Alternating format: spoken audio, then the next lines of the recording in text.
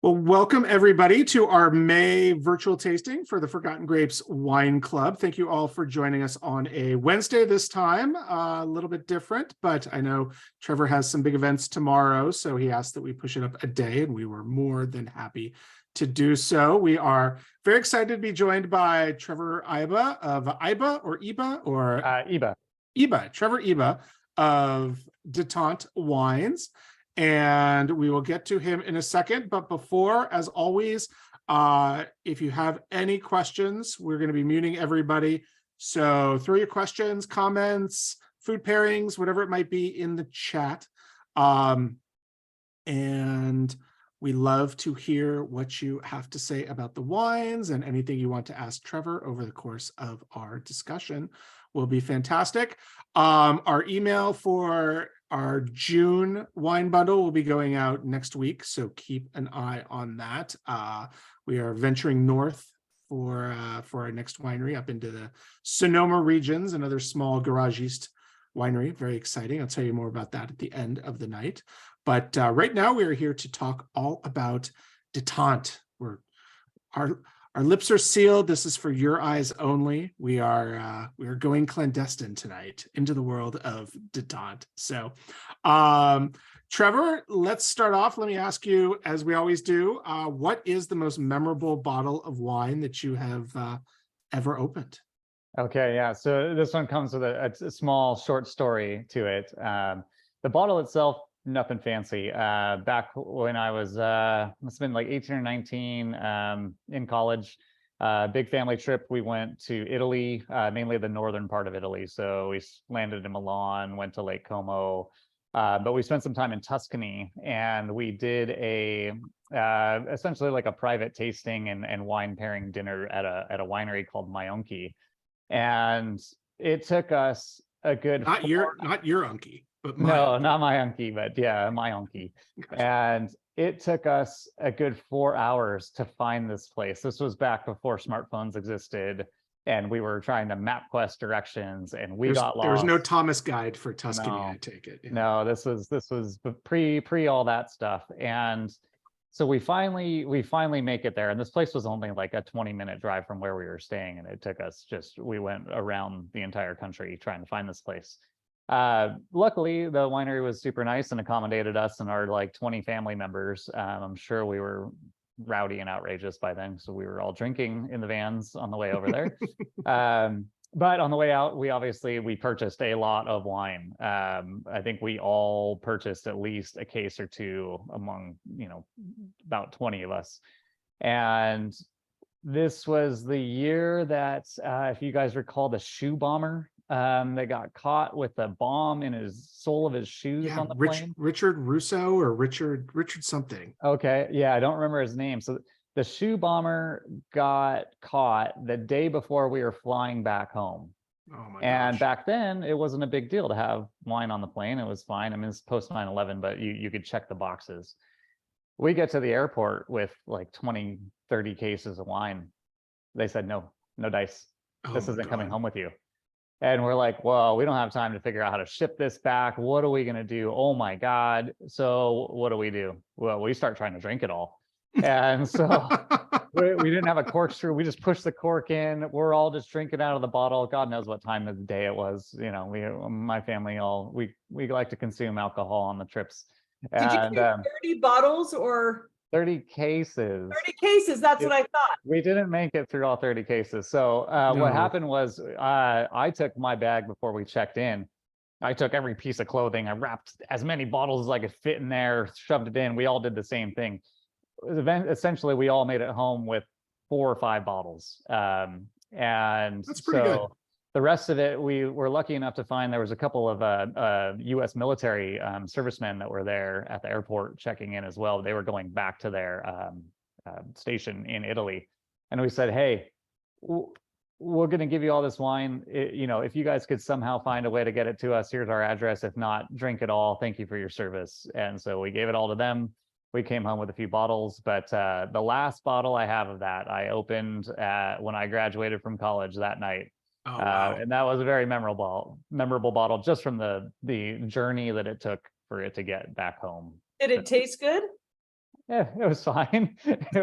I wasn't a big wino back then, and not nor that I'm a super big wino now, but I was definitely very novice when it came to knowing what good wine was. But I did know that it was cheap, it tasted good at the time, and but that particular bottle was one of the best I've ever had. So you not only have a more advanced palate now, but you also know how to get more bottles of wine wrapped in your suitcase now, I bet too. Yeah. Well, luckily here in the shop, I've got those lovely cases that have those cardboard inserts in them there. You can just wrap it up, tape it up, and put it in the plane. Yep. Very, very smart. And you're clearly more of a wino now because you're a partner in a wine brand. So that's your bona fides right there. Yeah, that's definitely changed the palette quite a bit since then. Nice. So walk us through how you got into the wine world. From graduating college, not being a big wino, to literally sitting here doing a virtual tasting with a wine club. How did we get here? Sure. I'll kind of go over myself and my business partner Chris, since he's the winemaker as well. So I'll try to keep it a little short for both of us. But we got 90 minutes. It's fine. Okay. I went to UC Riverside, and I got a degree in business administration and finance. When I was in college, my parents had moved up to Paso Robles, kind of like half semi-retired. We had been coming up to this area for a long time.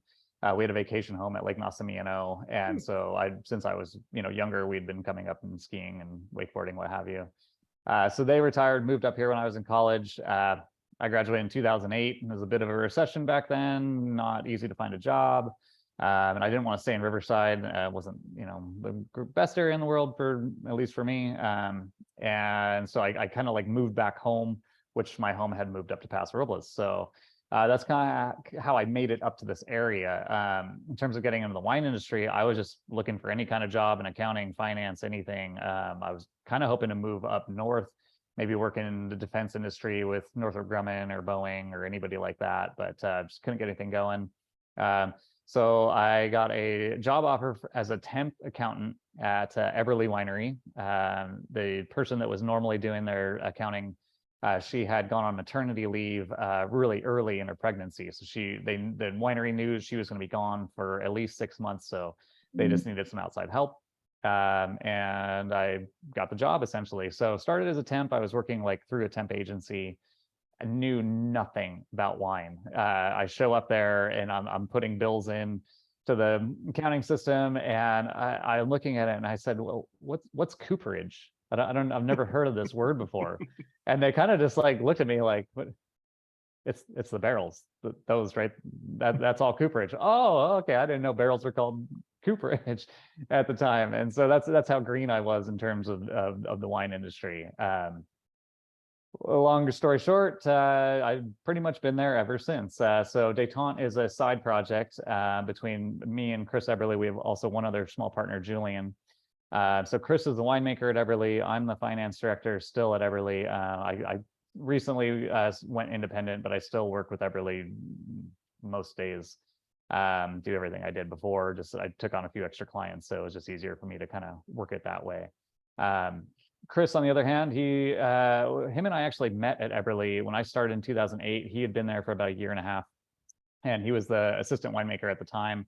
He went to Cal Poly, ag business major, viticulture minor. So he was on the wine path from college, unlike me. His last name's Eberly. He's not related to Gary Eberly. I know. Yes, we have to make that clear. No relation on the Eberly side. No relation. Everybody is just baffled by that. But it's a very common last name, like Smith or Jones or Brown. So it's more common than you think. We've got, I would say we have about 300 to 350 Eberlys in our system. Wow. They're not necessarily all club members, but a good majority of them are. Okay, but let's put it this way. An Eberly seeks out other Eberlys. So all your wine club members are people who are like excited to find out there's someone named Eberly. Yeah, Not that an Eberly unrelated to an Eberly works together. That's irony. Yeah. Like Allison is a club member at Levine Winery up here in Paso, even though the spelling is different. The fact that it's a homonym was like, she had to go there. You have to. Right. You have to. It's my wine, right? Exactly. Yeah. It's my birthright. I own this. Yeah. And If I'm there pretty was a sure Kern winery, I would be there. There's not. But if there was, that's where I Yeah. would be. There's probably an Allison winery as well. I'm sure there is. Is there? I feel like there should be, but I don't know if there is. And if it is, it's going to be in like Massachusetts or Pennsylvania or something. It's like, You have to ship some in. yeah, they're making, Chamberson. Yeah. Yeah, so just continuing on, yeah, so Chris and I had been there at Everly back in 2008 when I started, and Chris left after the 2009 harvest, after bottling was done, and he traveled all around the world making wine, kind of just going Southern Hemisphere, Northern Hemisphere, Southern Hemisphere, Northern Hemisphere, and just back and forth. So he went to South Africa, France, Germany, Italy, New Zealand, Australia, and then some stints up north in California as well, Sonoma, Napa. He's got the passport that's that thick. He has a German passport and an American passport, and they both probably have extra pages on there. And so, yeah, Chris came back to Eberly in 2015. I don't know if you guys know anything about Eberly Winery. Kind of went through a hostile takeover back in 2014. Gary Eberly bought the winery back in mid 2015, and that's when he needed a new winemaker. Chris was living in Australia at the time. He had just met his now wife at the time. And Gary asked him if he wanted to come back and be Eberly's winemaker. And he said, yeah, sure, why not? So that's how he made it back there. 2015, he showed up like a week before harvest kicked off, just kind of thrown right in the fire. So Nice. how we started Detente from there, honestly, it was kind of a random day. Chris walked up to my office, said, hey, so Eberly is known for, we just do only Paso Robles wines. So we buy a lot of our fruit. We have a lot of fruit on our estate at Eberly, but everything has to be a Paso AVA. That's something that Gary it's a hard line in the sand. He was one of the first to have a Paso AVA in his label. He helped start the AVA, and he was like, nope, this is it. As you guys know, I mean, there's some Pinot and Paso grown around town. Not the best Pinot in the world, not terrible. Not what we were looking for in terms of like. Don't hide your disdain, Allison. Jesus. There are some places Pinot should not grow. Sure, and I don't want to speak. I never speak ill on any winery in Paso, and so I won't say that there's all Pinot's bad. There's some decent Pinots out there. Not my jam. We applaud them for making the effort. You mean you don't like jammy Pinot?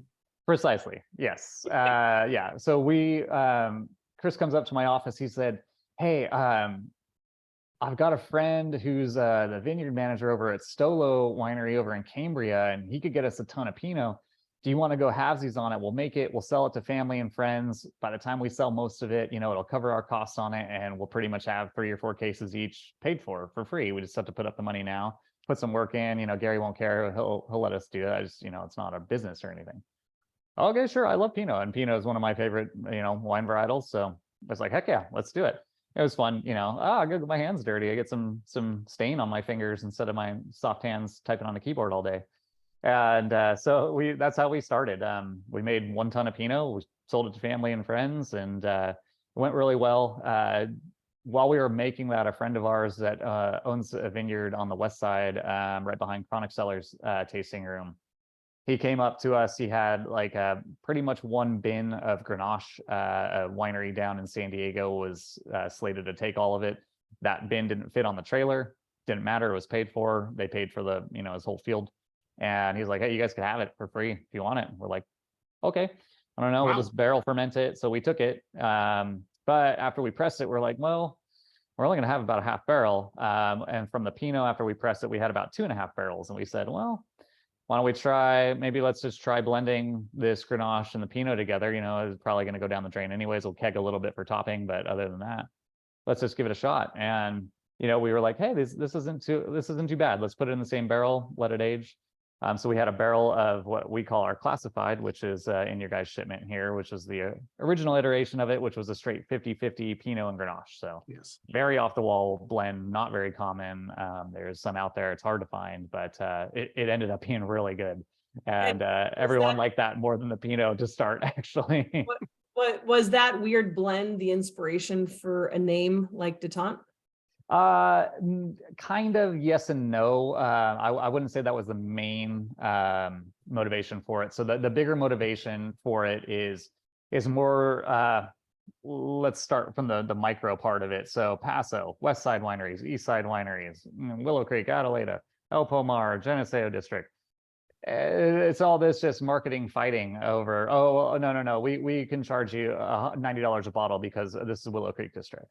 Right. Guys, you're like a 1 minute drive and not even a mile from El Pomar District. You guys technically abut at one point, you know, and we just say, you know, hey, why are we fighting amongst ourselves in Paso? We should be promoting everyone in Paso here. If we're isolating one area, you know, that's not going to help Paso come up on a whole. There's great wines being made and grown on both sides. And so we source our Bordeaux's mainly from Stillwater's Vineyard out on Crescent Road on the east side. And then all of our Rhones come from Colburn Vineyard, which is on the west side, right behind Chronic Cellars tasting room. So Detente was more an idea of, hey, Paso, let's stop fighting amongst each other of which side's better. You know, there's great wines being grown on both sides. Let's showcase why this variety grows well, or this wine is you know, tastes like this in this side. On the west side, it tastes different. There's microclimates, the terroir is slightly different, but we shouldn't be bashing each other like some wineries do.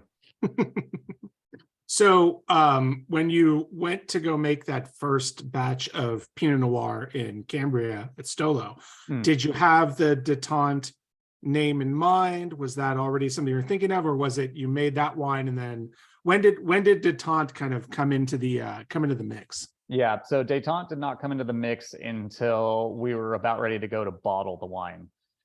So when we went to go bottle it, we thought, you know, should we label it? You know, I mean, we were going to make, you know, what, 25 cases of it. It's not going to be that much, you know, at least of the classified. You know, I think we got like maybe 35, 40 cases of the Pinot after filtering it.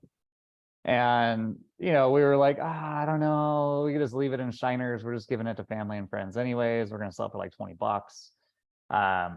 But, you know, we kind of thought like, well, you know, maybe if we do more, we should have a name for it. And then we were like, hey, you know, maybe we should do like a Bordeaux blend next year too. And then that's when it, like this whole just snowball happened of like, well, should we do more? Oh my gosh, yeah, all right. Well, if we're gonna do more, like we can't just give it away to family and friends. That's, you know, I'm a finance guy. That doesn't make sense. So that's when that just kind of train started rolling out the station of, okay, well, okay, if we do make more, what are we gonna do? Are we gonna be full commercial winery? Are we gonna do a tasting room? Are we gonna be online only? You know, all different avenues of how you can spend your money to sell your wine. And so ultimately we decided on obviously the retail model of having a small tasting room in downtown, make the wines off site. And we're only operating on the weekends. Part of the deal with Gary Eberly was it needed to be background noise. You know, it had to be a side project, couldn't take away from our main jobs. And so we tried to adhere to that as much as possible, which is why we're only open on the weekends and we only make about 500 cases a year. The idea behind it was not to be a competitor of Eberly, but more a support brand of it almost, where Chris gets to experiment and make different wines that we don't make at Eberly, like Pinots and fun winemaking styles that we probably wouldn't really necessarily do at Eberly, being as big as we are and how many labels we already have to produce there. Right. What did you say your total cases are? About 500-600 cases. Okay. Yeah. And that will end up being a nice seg into the Torrontes, which is the first wine that we're enjoying, and Allison will hold up. And we'll talk a little bit about the design of the labels. But before we get there, I'm curious about this idea of it still being a side project, you know, and you guys have this cap. Is there kind of a hard cap on it? What are your plans? Are you, I mean, is it pretty much just always going to be this little side project, or at some point do you foresee growing it into something larger? Yeah, you know, I mean, the hardest part is, since we both still work full time. So devoting the amount of time it takes to pound the pavement to really get your wines out there, right? Neither of us are really going to do that. Chris recently, you know, Gary was kind of, he let us do this to start. Recently, Gary's been a little bit more like, hey, knock it off with this whole side gig thing. What you need to be doing more, just focus on Everly. Well, and I mean, we can be fair. Gary is not a spring chicken anymore. He's definitely getting into the Coq au vin stage.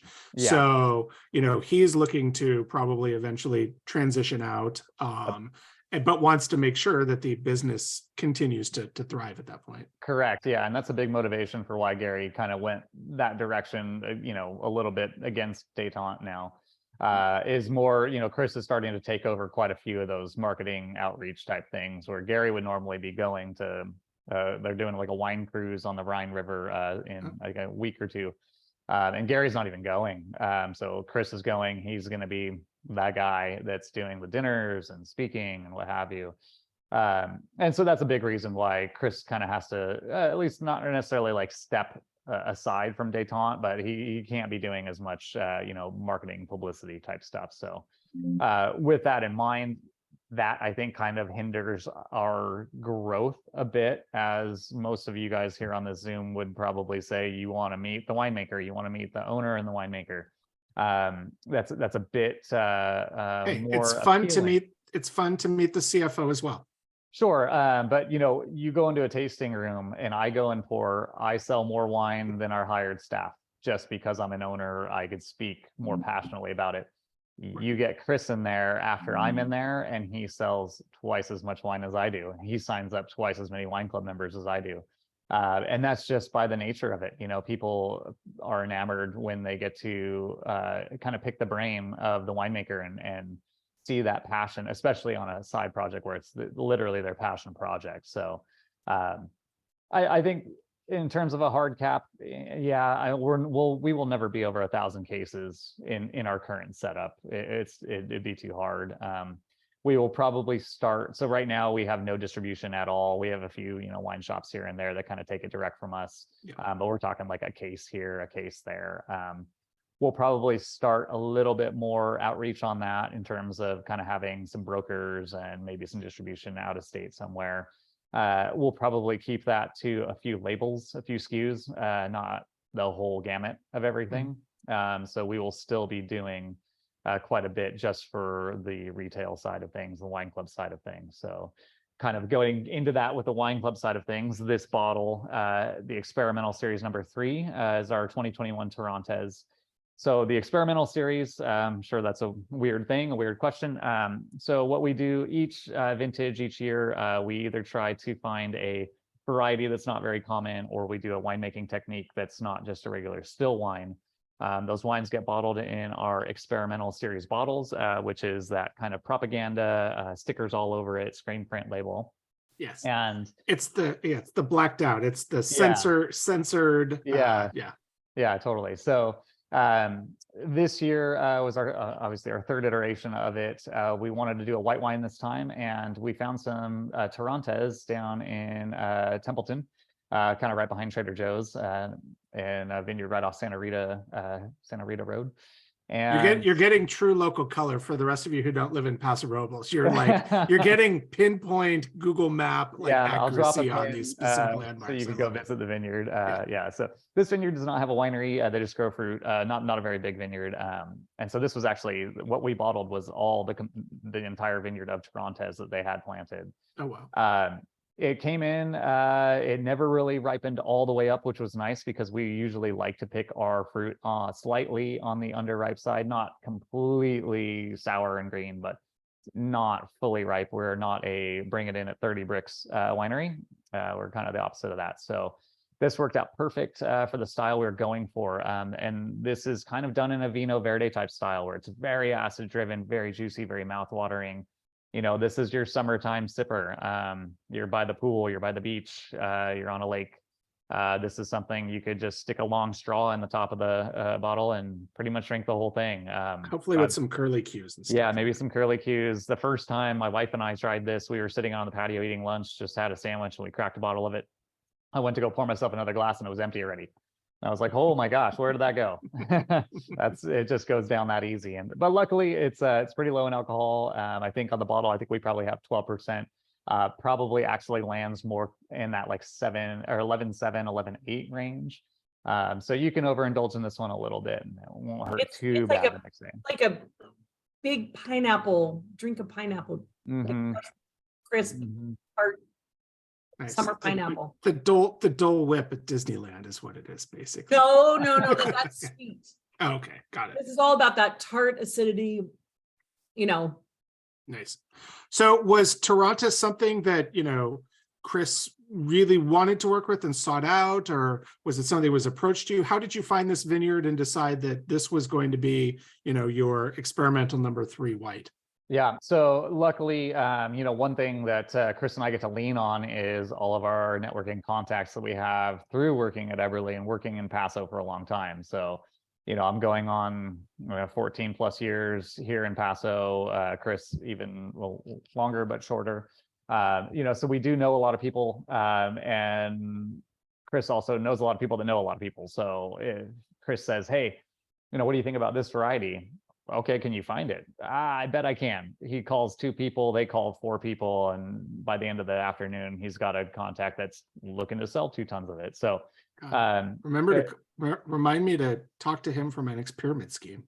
yeah, no kidding, right? Yeah, as long as it goes with wine grapes. Okay. The interesting thing is knowing when you're around, of course, people and things like that.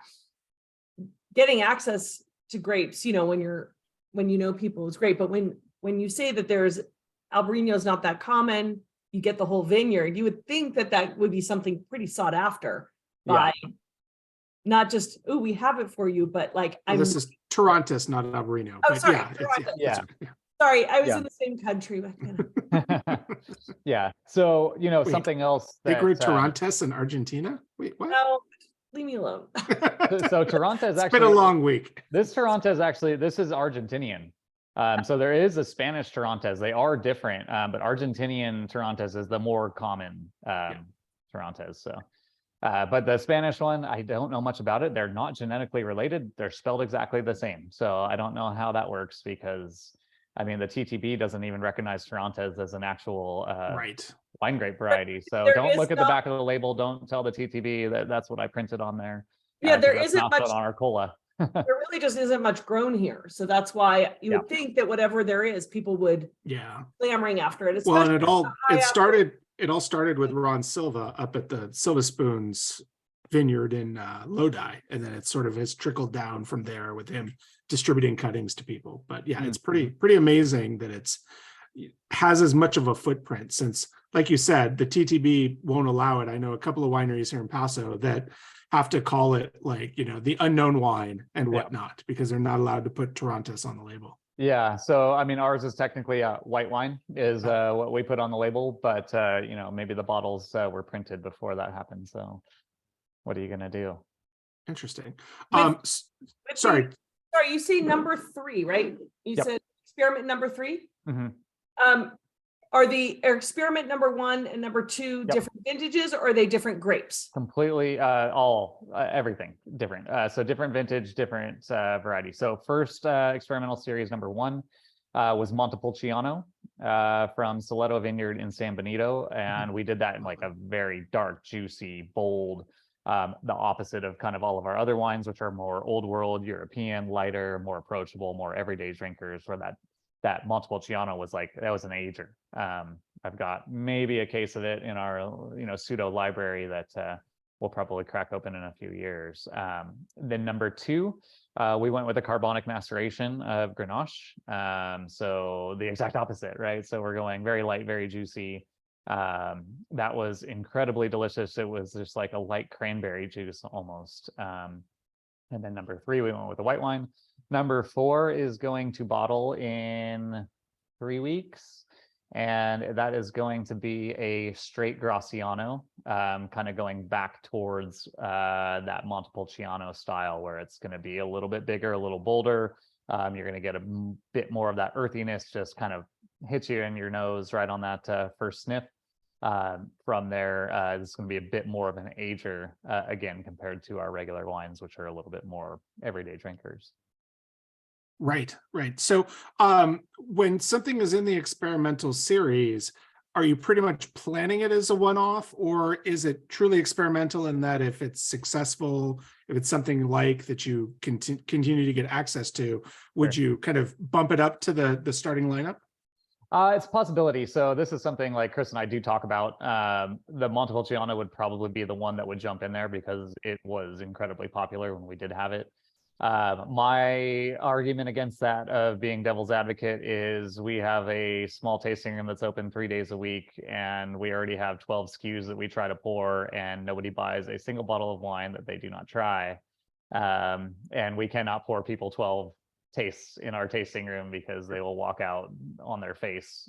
Chris, you're talking to the finance guy here. That's what the Disney Vault is all about. You know, you short spurts, bring something, and then you pull it back and bring something else. And but so if you had so much luck with that vineyard and they're still growing Montepulciano. Mhm. The Torrontes drink's great. You said it's this tiny little vineyard, no one else seeks it out. I mean, who's buying it the next year? If it's so successful, why not do it again? Yeah. So I mean, the biggest thing is we got to take something else out of the lineup then. I'm not going to pour bottle 3 white wines when that's our slowest selling wine, right? Even in its success, you know, white wines always sell slower than red wines. During the winter, I could pretty much go without pouring a white and sell the same amount of white. It's just the way it is, you know. And so we could swap something out. Part of it is that vineyard on the west side, Colburn Vineyard. We do lease this portion of the vineyard that we get all of our fruit from, so we are committed to taking everything off of that field. Oh, wow. Okay. Which does pigeonhole us a little bit, and that does include Grenache Blanc. We normally do a Sauvignon Blanc. This past year, we tried to do a Sauvignon Semillon blend. We had a bit of accident with it, and it's no longer here, and the insurance company had to buy it from us essentially. Oh, wow.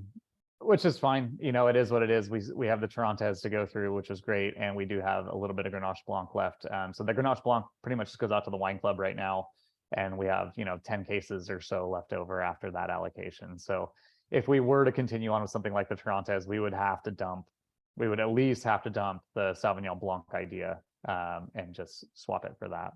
So the experiment label number 1, 2, 3 each year is sort of a one-off. You like it, you buy it, and you'll never see it again. And that's part of the marketing of it too, right? So one, it goes out in our wine club. You know, that's kind of a forced sale essentially when it comes to that, so that you know that they're going to take X amount of cases depending on how many bottles you put in that allocation. But from there, you know, you a lot of times we try to keep them kind of wine club only. So you keep that exclusive, you keep that exclusivity on a specific wine as well.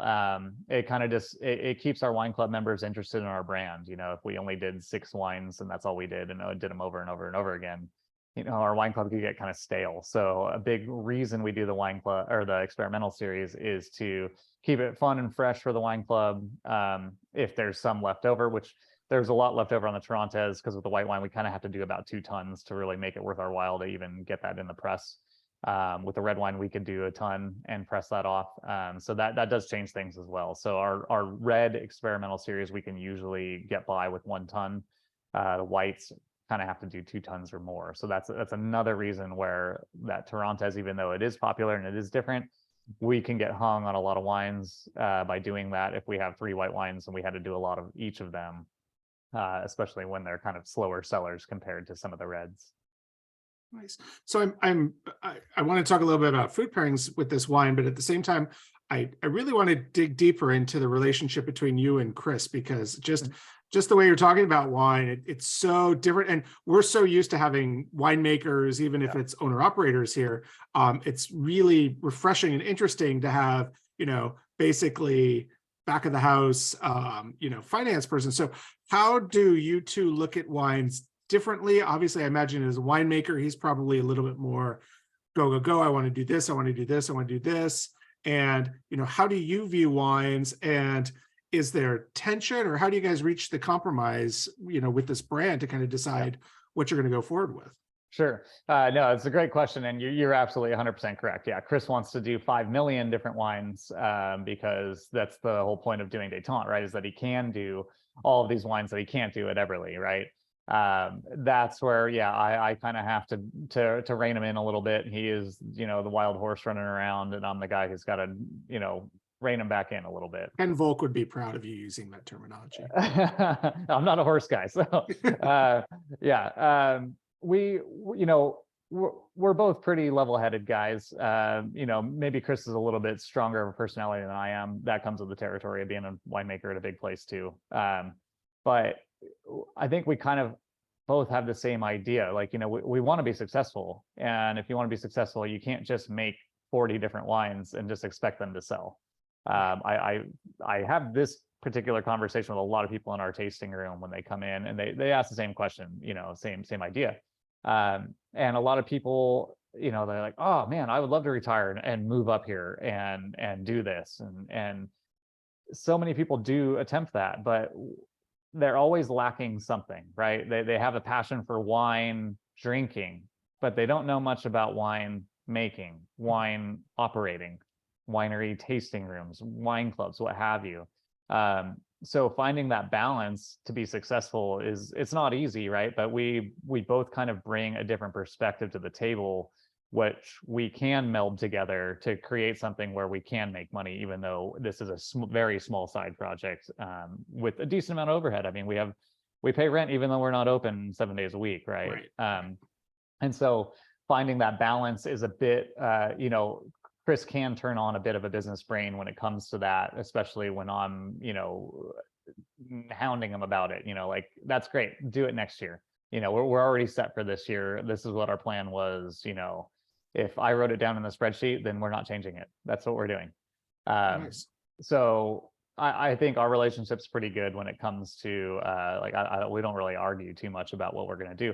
At the same time, I'm super stoked when he wants to do something different, because again, I'm not the big wino, you know, I'm not a level 4 som that can sniff this glass right now and tell you, you know, where this wine was from in the world and what vintage it is. Do I have a more sophisticated palate than I did 10 years ago? 100%, absolutely. Do I walk into a restaurant and, you know, do that to the wine list? Sure, I kind of do now, yeah. But you know, at the same time, I'm happy drinking any wine that's decent.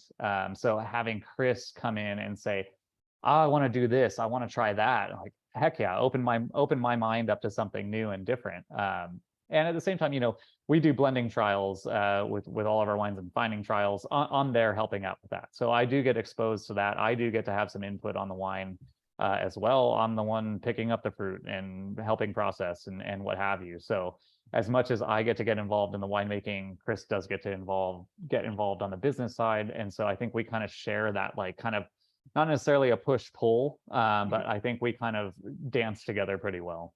Yes, it's like two streams merging into one, you know. There will be erosion on the banks on either side, but ultimately the waters have to come together somewhere. So yeah, and that's so just a little bit to expand on that. We do have one more partner, Julian.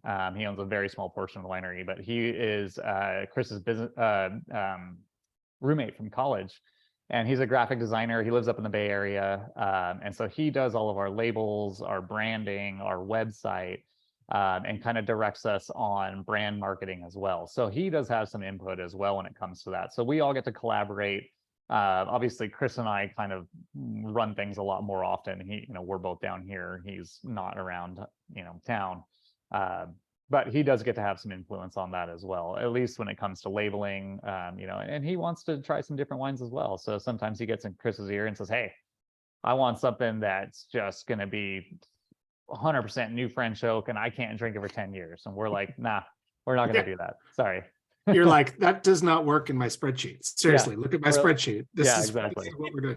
How far out? And sorry, I'm just fascinated by this side of things, because I think it's a side that most people, when they enter a tasting room or they, you know, are drinking a wine, meeting a winemaker, they don't get to find out about this behind the scenes, the 90% under the surface part of the winemaking. But how far out are you guys planning in terms of your approach, and, you know, which vineyards you're sourcing? Is it year to year? Are you trying to do a 2-year plan, a 3-year plan? We're pretty much year to year, mainly. Okay, so like I said, we do lease that section of Colburn Vineyard. So we are, no matter what we're scheduled to get, like tonnage wise, It's And it coming depends in. on the year, like this year, I'm sure it'll be a lot heavier than it was last year. Right. Next Just from 2 how years, much rain. probably. So that does throw a curveball at us. One thing, we do get to play a little bit more by the ear than a lot of other wineries. We turn our wines really quick. So our whites are in bottle in December. White and rosé goes to bottle in December. Our reds, we normally bottle in 10 months. They go to bottle in June. So it's something that we can say, oh, you know what, we're really behind on something. So skipping a vintage, we could kind of make that a game time decision. Changing the blend of the classified and the Western block, we can do that on the fly to adjust a little bit, especially because we're turning things so quickly. When it comes to the experimental series, we're usually a year to 2 years out on that. But like this one was a bit more of a pivot. So we were looking for, we wanted to kind of go back up to the Soleto vineyard and see if he had any other weird Italian varietals, not necessarily Montepulciano, but something kind of similar in that light. By the time we reached out to him, his entire field was already sold out. And so we were like, oh, okay, that one went by, and so we kind of looked around for some other ones, couldn't really find anything that was that off the wall. So we said, you know what, we'll either take a barrel of Syrah or a barrel of Graciano from Colburn Vineyard. We're going to put it in some new French, and we're just going to let it kind of get a little bigger. We left that one on skins a little bit longer, got it a little darker, bigger. And so that was kind of our plan with that one. So for the most part, we're pretty much year to year on our plan. We do have a few varieties that are set in stone. So our Rosé, Grenache, Graciano, Syrah, that's all kind of set in there. We have been going to Lafon Vineyard down in Santa Rita Hills to get some Pinot. Most of that goes into the classified. Some of that can get blended into our straight Pinot. And we've done that for the last 2 years, which has been really good. I'm not sure if we're going to do it this year. I don't think we're going to need that much fruit. Our other Pinot vineyard, which is now online, we will be bottling our second vintage of it. We've tried 3 vintages. The first one we had to dump for smoke taint. This is a really small vineyard, about halfway between Paso and Cambria on 46 West. It's right after you get up to the top of the hill and you start coming down. There's some houses on the right. They're all private properties. And this vineyard is about a mile off the road. And that like that deep gully, and then there's one of those roads that dips down. Okay. Yeah. So it's right in there. And the vineyard manager is a friend of ours. He manages a bunch of other vineyards we buy fruit from for Everly. And so he leases that vineyard. We buy all of the Pinot off of it, and that pretty much all goes into our straight Pinot that we have. So we bottled our first one, which will be released pretty soon here. Our 2021, our 2022 is going to bottle in a few weeks. And is that still Paso AVA, or is that now Slow Coast? Slow Coast. So we were probably one of the first ones to put a Slow Coast on the label because it got approved right before we bottled it, and we're like, cool, we could throw it on the label. So we were able. That's a screen printed bottle of ours. So pretty cool to be able to put that on there. I'm sure they're all pretty excited about it in that area. Nice. And one last question about the experimental series, and then I promise we'll get to food pairings. But where would obviously Chris probably has his own ideas about where he wants the experimental series to go, but where would you like to see the experimental series go? Are there any grapes that you're interested in working with, or techniques that you think would be kind of home runs? You're not a wino, but I imagine you're studying the market and kind of looking at what's out there and what's moving and what's hot. Yeah. Again, with the experimental series, we technically don't necessarily need to have something that's hot and trendy, right? Because it's mainly for the wine club.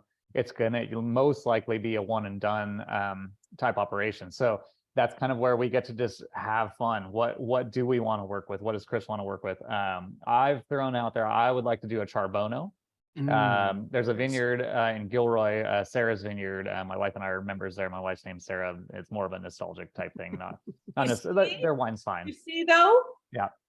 The Allison Winery is there somewhere. You got to go join. Why does she buy it? She's drawn to it because it says Syrah. Yeah. After I have the Teresa vineyard, my second vineyard will be actually the Daphne vineyard, but then I'll have the Poppy vineyard, but then we'll have the Allison vineyard. Wow. You'll be my fourth vineyard, Allison, I promise. Fourth vineyard. At least I'm in the top 5.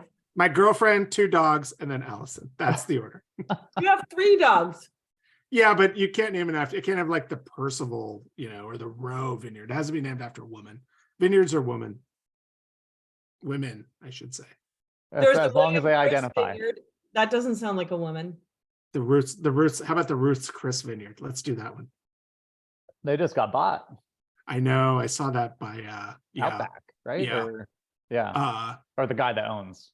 Yeah, Outback? exactly. Wait, what got bought? Ruth Chris Steakhouse? Or Yeah. Yep. By one of the big not Yum Brands, but one of the big food restaurant aggregators out there.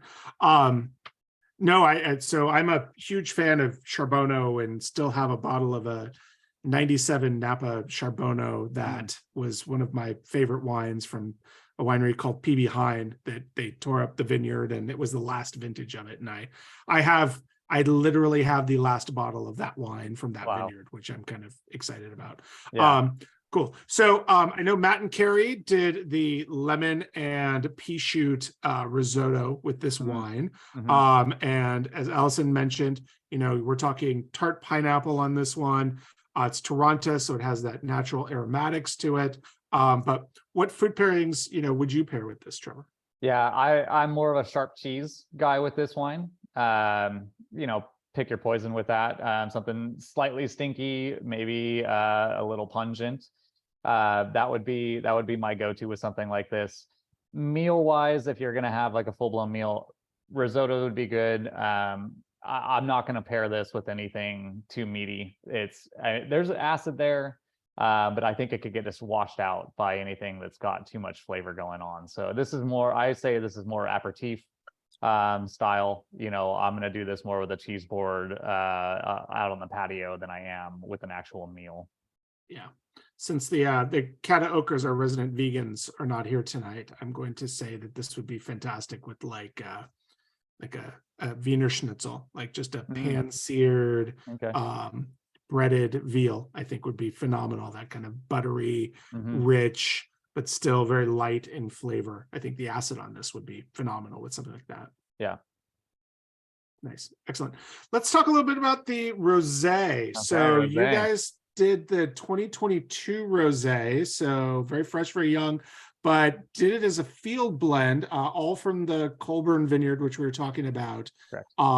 And is rosé kind of a natural part of what you guys do, or is this a newer wine? No, we've done rosé from 2019, so 19, 20, 21, 22. And when was your guys' first vintage? Sorry to interrupt. The very, very first one was 2017. That was that Pinot that we did kind of under the table. So first commercial vintage, more like 18, 19 was when we started kind of really kicking off. Got it. Rosé 100% is in our program. So part of that vineyard, we do designate rows for rosé. They are picked about 3 weeks before everything else is picked that's going into the red wine program.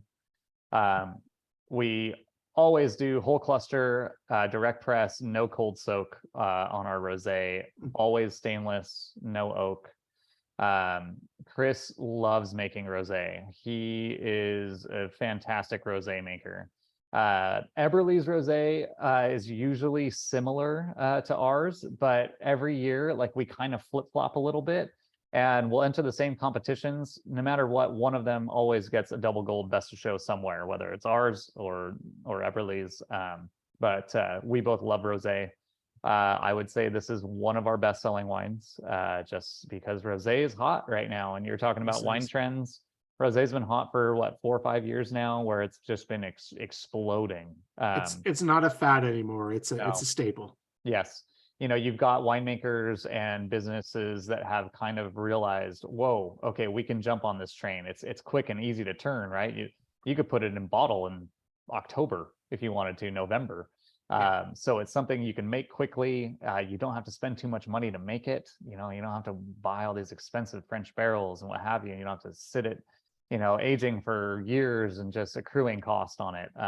And so now they're focusing on making good quality dry rosé. And back in the day, it used to just be sweet rosé, and rosé was sweet, and that's all it was, and nobody liked it because it was sweet. And now everyone's kind of trying to mirror that Provence style, French style rosé, especially I think in Paso.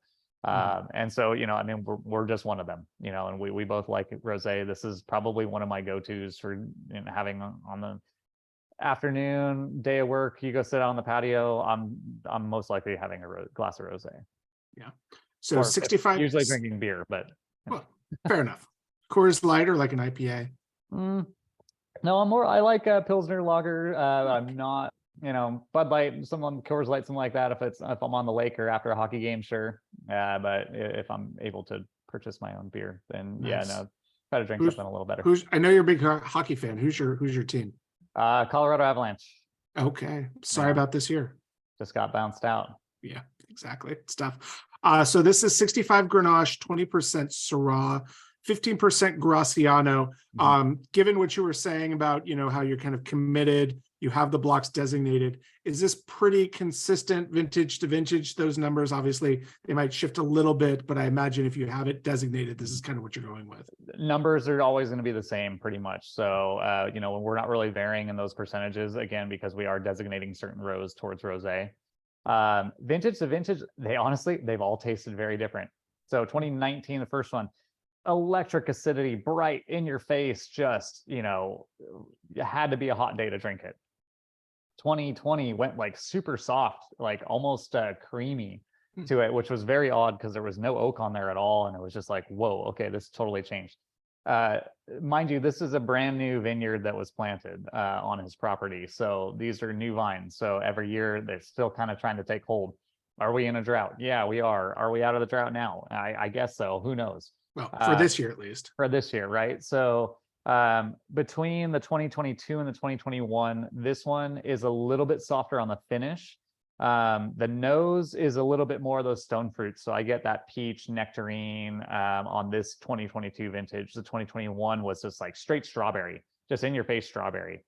A little more acid on the finish as well. So this one's just kind of got a nice balance between all of our vintages that we've had, which I really like. So you still get, you know, a nice, beautiful nose to it, a nice, you know, acid-driven mouthfeel, but that softer finish to it, I think, kind of plays towards a little bit more crowd-pleasing kind of palate. No, it's super elegant, which I love, and a really nice balance between the acidity. You mentioned, you know, you're not doing a cold soak with this. What would a cold soak do for the rosé? For the people here, you know, who aren't steeped in winemaking, what would a cold soak do, and what does not doing a cold soak? How does that affect the wine? Yeah, so first thing I would say is color. That Syrah and that Graciano that comes off Tom's Field is dark as the night. When we get to the Western Bloc on the last pour, you'll kind of see some of that come through. And so a big reason we really like a light rosé. So color is a big reason.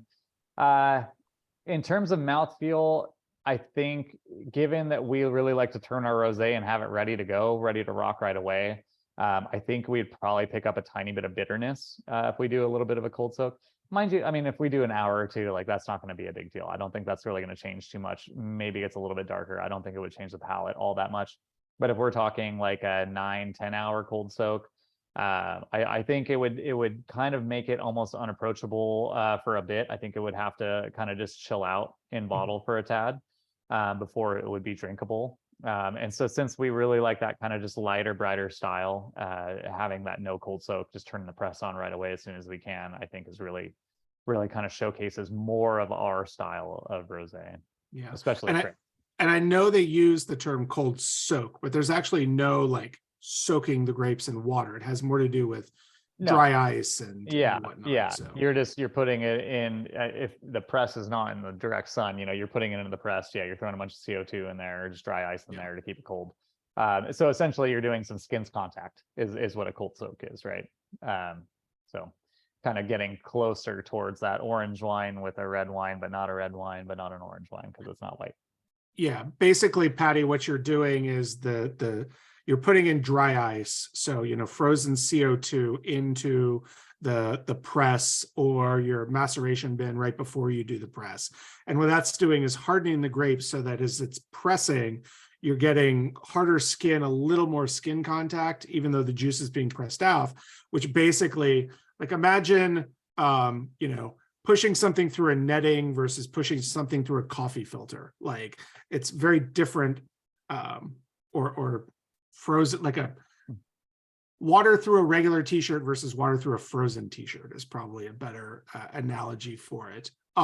Where like it's harder for the juice to come through. It's going to get more contact with the frozen skins, which is going to give it a little bit more color, a little bit more of that astringency if you do the cold soak, and also bring out more of the aromatics. I know aromatics is a big thing with the cold soak. So you're sacrificing a little bit of aromatics for, doing the, not doing the CO2 in there.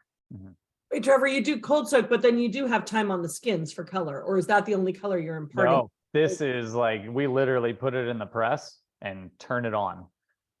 So yeah, this is literally as light as this wine could possibly be. We could not make it any lighter in hue. Without just direct press. Oh, no, this is direct press. Like we Right, literally. but the cold soak is what allows the color to be imparted. Oh, sure. Yeah. Correct. Yeah. Because if you just went direct to press with no cold soak to get what Chris was saying with a little more, you would have a basically a white wine. You vinify white. That's how you get a white Pinot, a white Cab. You don't let it spend any time on the skins. Right. No. So that's exactly what we do with this wine. Yeah. It goes straight into the press. It gets turned on. If we were to put it in, we could put it in the press for an hour or two. It'll pick up a tiny bit of tannin, but it'll pick up quite a bit of color. The aromatics, like Chris was saying, would change a little bit.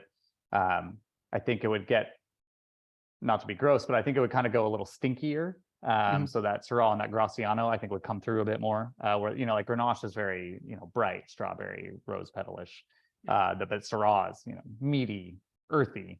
Graciano kind of similar. So I think we kind of do that to avoid a little bit of that as well. Which is the grape that has the darkest skins that's imparting that color if you're not giving any? The Syrah, honestly. It's the Syrah, not the Graciano is dark as well. When we do our 100% Graciano here in a few weeks, it's going to be pretty dark, but that Syrah is it is like almost pitch black. Yeah.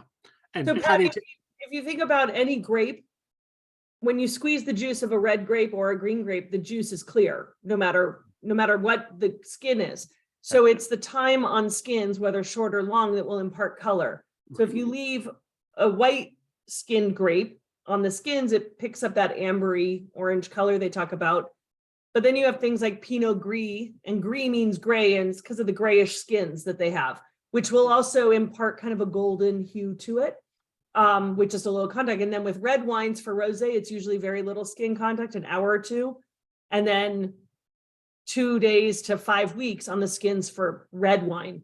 And he's saying that they're not spending any time on the skins, but to Chris's point, doing the cold soak, you get a little color coming out through, the frozen skins. Yeah. And Graciano, being a darker color, imparts more onto the juice much faster than Grenache or Pinot or many other Cinsault would do. Yeah. And Patty, to answer your question about the commonality, you typically find cold soaks more commonly on grapes that have lighter hued skins. So things like Pinot Noir and Grenache, also grapes that can imbue more aromatics onto it. So with those two grapes, you'll definitely hear people talk more about cold soaking them. Also with some whites, if they really want to bring out the aromatics, things like Roussanne, Viognier, you'll hear people talk about cold soaking those grapes to be able to bring out more of the aromatics before they press. They don't have to worry so much about the color because those tend to be, yellow to green skins, so they get more of the natural color. There's no, reddish hue or pinkish hue, but they bring out the aromatics from it. So really, when you hear cold soak, it's more color and aromatics. That's the best way to think about it. Perfect. So are you guys, you call this field blend. So you guys are co-fermenting everything together, picking it, co-fermenting. You're pretty much, what the percentages are in the vineyard. So that's kind of what you're basing everything on. You're not doing any real blending trials on this or anything. Correct. Yeah. So those rows that are designated for rosé, they all get picked into the same bins at the same time, go straight into the press together, all in one shot. So, is it a risk? we took the risk the first time and it worked out. So, we kind of did that experiment to begin with. And from there, I mean, 15% Graciano on this one, right? So we do about 65 cases of it. It's literally not enough Graciano to process on its own. I could process it in my garage here in a couple of buckets. So when it comes to that, it's honestly, it's a bit easier to deal with altogether. And we know that we liked that blend when we started that idea with it, so we've just kind of stuck with it every time, and it's worked out pretty good. Nice. And I think that's also a reason, like you were saying, like they have been different vintage to vintage, even though we treat them in the winemaking side identical every time. But they've kind of showcased different things each time.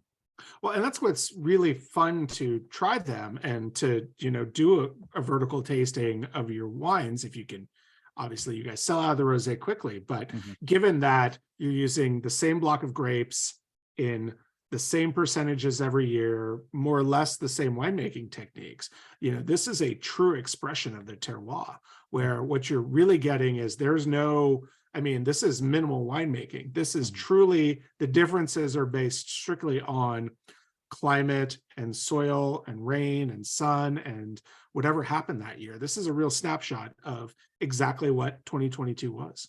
Absolutely. Yeah. And I mean, something Chris and I both talk about, and this is more Chris than me, but I agree with it, is that we are as minimally invasive with our wines as possible.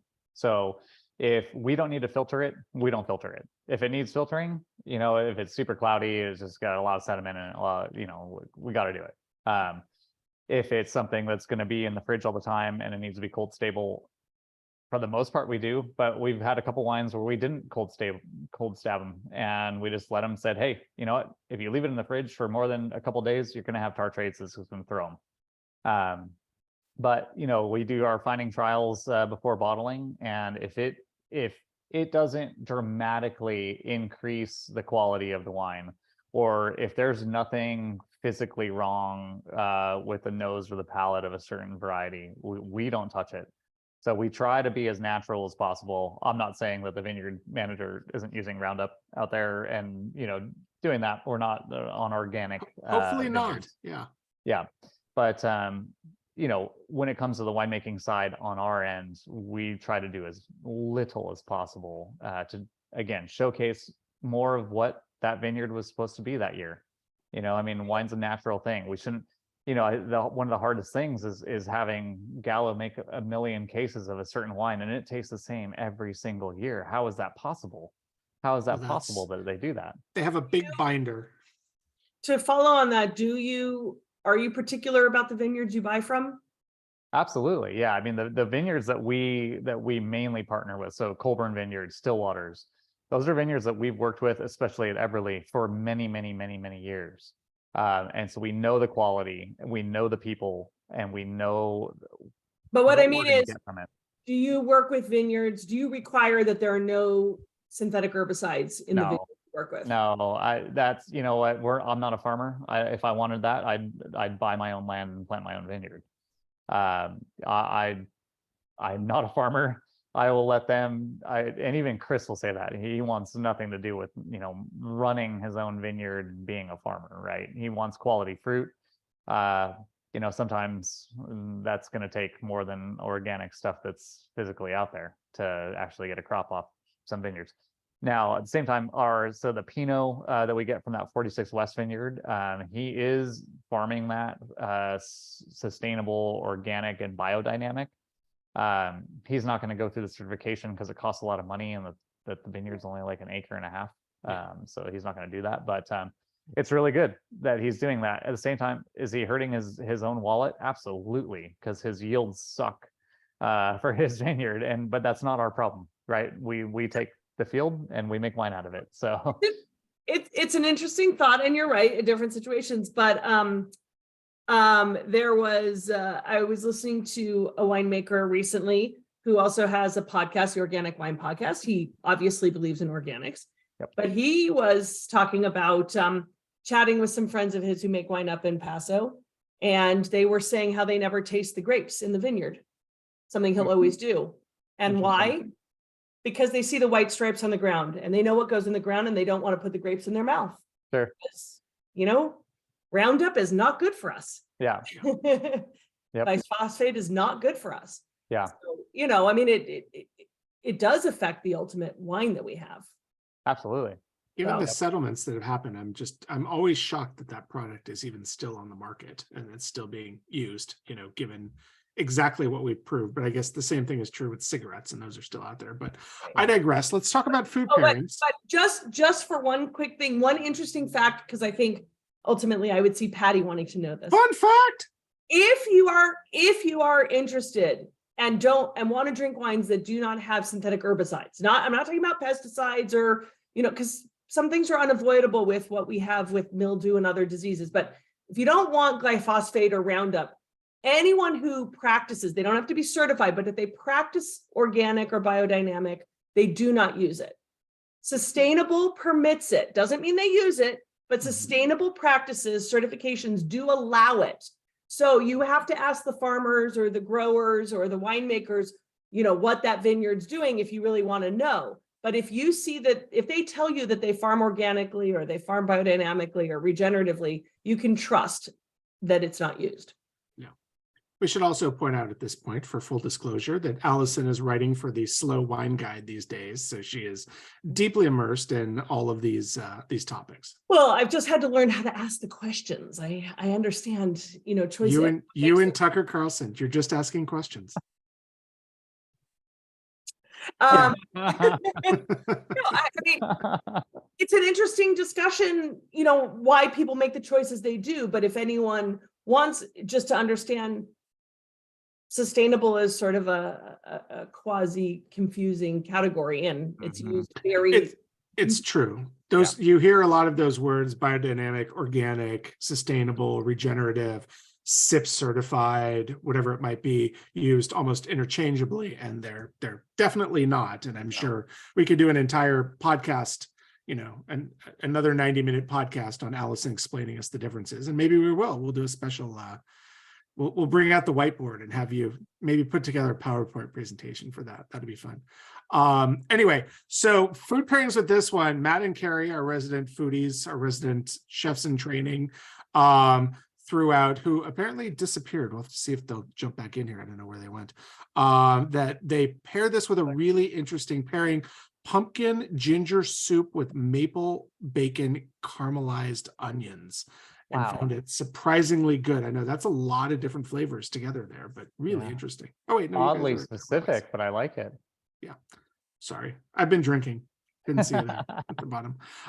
Do you guys you know, between you and Chris and Julian, do you guys have any pairings that you love with the rosé? Rosé, Thanksgiving. Mm. This is, you know, turkey, mashed potatoes, stuffing, ham, all of it goes very well with that. Easter brunch, again, kind of similar, right? You got ham, stuff like that. So I think that little salty brininess in ham goes really well with a little bit of acid in the rosé with a little bit of flavor. You don't want a wine that's going to overpower your turkey on Thanksgiving and overpower the flavors of all the goodness that comes with Thanksgiving meals.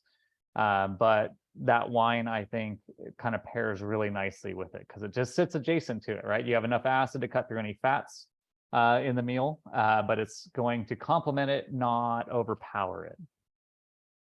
Do you guys hold back a couple of cases for that, you know, November sale, right? We usually have just enough to make it through November, and we try to do a little sale during that time. We've made it the last two vintages, we have sold out the week before we bottled the next vintage. And it's I don't know how that worked out because we make what we make, and it's just worked out really well.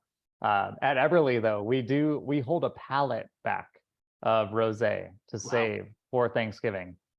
I honestly think it's the dumbest thing that we possibly do because I'm a numbers guy. And if somebody wants to buy the damn wine, sell them the damn wine and get their money now because we need it. Give us the money. We save this pallet and then we go to sell it at Thanksgiving and we can't sell through the pallet.